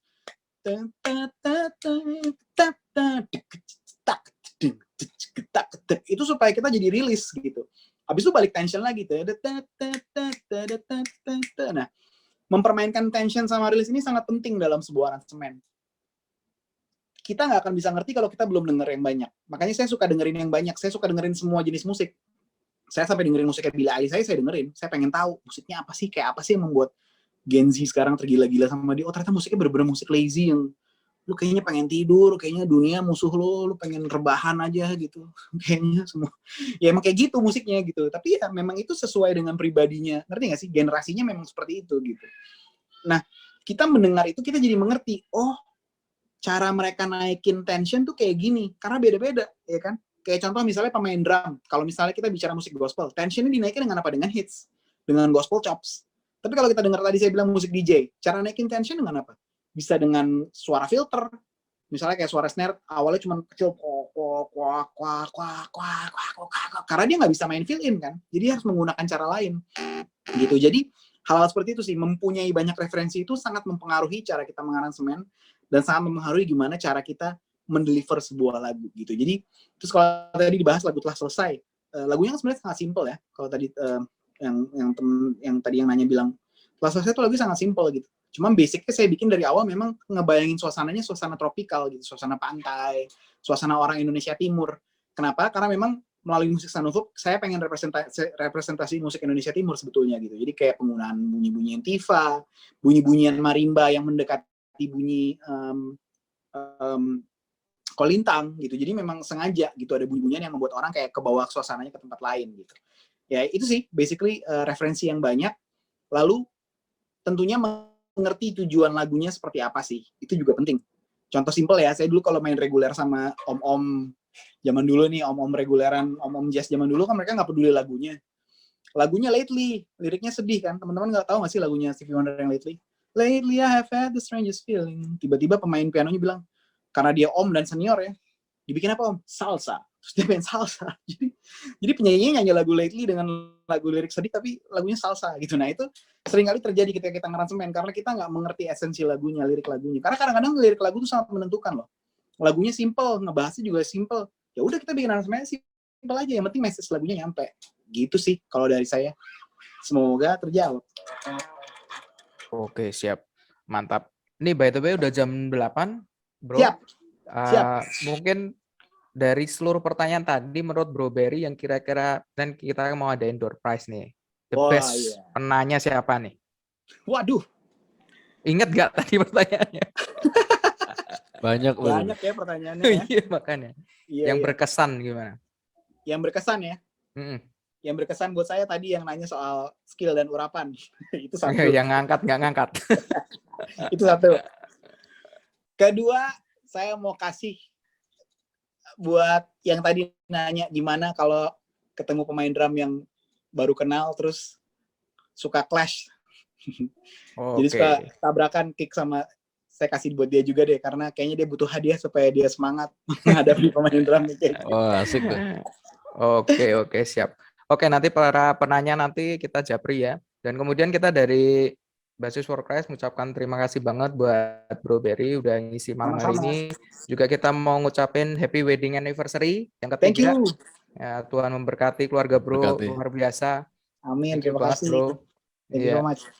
Oke, paling gitu aja dari kita. Ntar kita japrian aja lah masalah yang itu. Aman. Masalah senar. By the way, door prize-nya ini ya. Saya dikasih bocoran nih door prize-nya. Door prize-nya dari kita nanti ada senar blacksmith. Buat teman-teman yang gitu. Tadi katanya ada yang nyumbang door prize juga soalnya. Nah, yang door prize nanti dari Om Awan nanti bisa bisa pilih. Nanti dari Originalisto dapat kaos, Om. Mantap. Oke, kalau gitu. Mudah-mudahan berkenan. Iya. Siap. Oke. Thank you teman-teman, thank you Bro Bari. Kalau Thank gitu you kita semuanya. kita tutup dalam doa. Oke, Om Awan. Baik, Mari. terima kasih Om Berry. Sebelum Thank kita you. mengakhiri acara kita, teman-teman semua, mari Oh, wait. kita... Ya. Mungkin terakhir dari Bro Bari ada closing statement untuk teman-teman. Oh iya, betul. Oh, oke. Ya. Paling dari saya gini sih buat teman-teman semua. Jadikan bass itu perpanjangan tanganmu dan perpanjangan hatimu. Jadi dalam artian gini, biarkan bass itu sebagai instrumen, tapi dia merupakan ekspresi dirimu yang kamu sampaikan melalui bassmu, melalui instrumenmu. Jadi instrumen ini bukan sesuatu yang harus dikalahkan, bukan sesuatu yang harus menunjukkan kemampuan kejagoan kita, enggak. Tapi itu adalah ekspresi kita, gimana kita mengekspresikan diri melalui musik, melalui instrumen ini. Lalu gini, ketika konteksnya bicara tentang praise and worship, bahkan apapun agamanya loh, menurut saya ya, bermusik itu buat Tuhan harusnya. Karena Tuhan tuh udah kasih musik buat kita, keren banget. Jadi kita harus balikin itu buat dia gitu, kita balikin buat Tuhan. Kemampuan kita bermusik, kemampuan kita bisa memilih mana nada yang enak, mana yang gak enak aja itu kita dapat dari Tuhan. So pastikan setiap nada yang kita bunyikan itu buat memuliakan nama Tuhan, dimanapun kita ditempatkan. Bahkan ketika saya main di kafe, di klub pun saya tetap mikir ini buat Tuhan gitu. Walaupun mungkin situasinya nggak memungkinkan, tapi kita main buat Tuhan. So itu menjadi sebuah kebiasaan untuk kita worship dia dimanapun kita bermusik. Sehingga ketika kita ada di mimbar, kita tahu banget kita ada di situ buat siapa. Dan pastikan skillmu ya itu benar-benar sesuai dengan kebutuhan musikmu. Itu aja. Oke, siap. Thank you. Oke, kalau gitu saya serahin ke Om Awan. Monggo silakan dipimpin doa. Baik, Om. Terima kasih untuk Om Berry sekali lagi. Teman-teman, sebelum kita mengakhiri acara kita malam hari ini, kita akan berdoa terlebih dahulu. Saya ingatkan kita jangan langsung live ya, kita akan bersama-sama foto nanti, gitu. Nanti dicekrek. Mari kita berdoa. Tuhan Yesus yang baik, terima kasih buat malam hari ini. Acara kami telah Kau pimpin Tuhan sedemikian rupa. Tuhan memberkati Om Berry Likumahua yang sudah menjadi narasumber bagi kami. Kiranya Tuhan semakin mengurapi dia, memberkati dia bersama dengan seluruh keluarga besarnya. Dan kiranya juga Tuhan, Engkau memberkati setiap kami dari Basis for Christ, baik dari teman-teman kami semuanya yang berkumpul pada malam hari ini. Kiranya kami tetap dalam perlindungan yang maha tinggi hari ini dan sampai selama-lamanya. Diberkati juga semua teman-teman, baik admin maupun Momot BFC yang menyelenggarakan acara ini. Dan pada malam hari ini kami akan berpisah ya Tuhan, seorang dengan yang lain. Kiranya Tuhan memberikan damai sejahtera dan keadilan-Mu yang mengatur melindungi hidup kami hari ini dan sampai selama-lamanya. Diberkatilah setiap kami, di dalam nama Tuhan Yesus Kristus kami berdoa. Amin. Baik teman-teman. Oke. Amin. Saya Thank mohon. you. Oke, terima kasih Om Berry sekali lagi. Kita take foto dulu. Ya, mohon Om dibuka Awan. semua kameranya. Baik. Yes. Dari saya ya. 1, 2, berikan senyuman yang terbaik. 1, 2, 3. Baik. Sekali lagi. Ini banyak ini ternyata ya. 1, 2, 3. Oke. Lagi. 1, 2, 3. Lagi. 1, 2, 3. Oke, lagi. Banyak amat, Om. Iya, benar. 1, 2, 3. Sekali lagi ya. Oke, sebentar. Oke, terakhir. 1, 2, 3. Sudah, terima kasih banyak.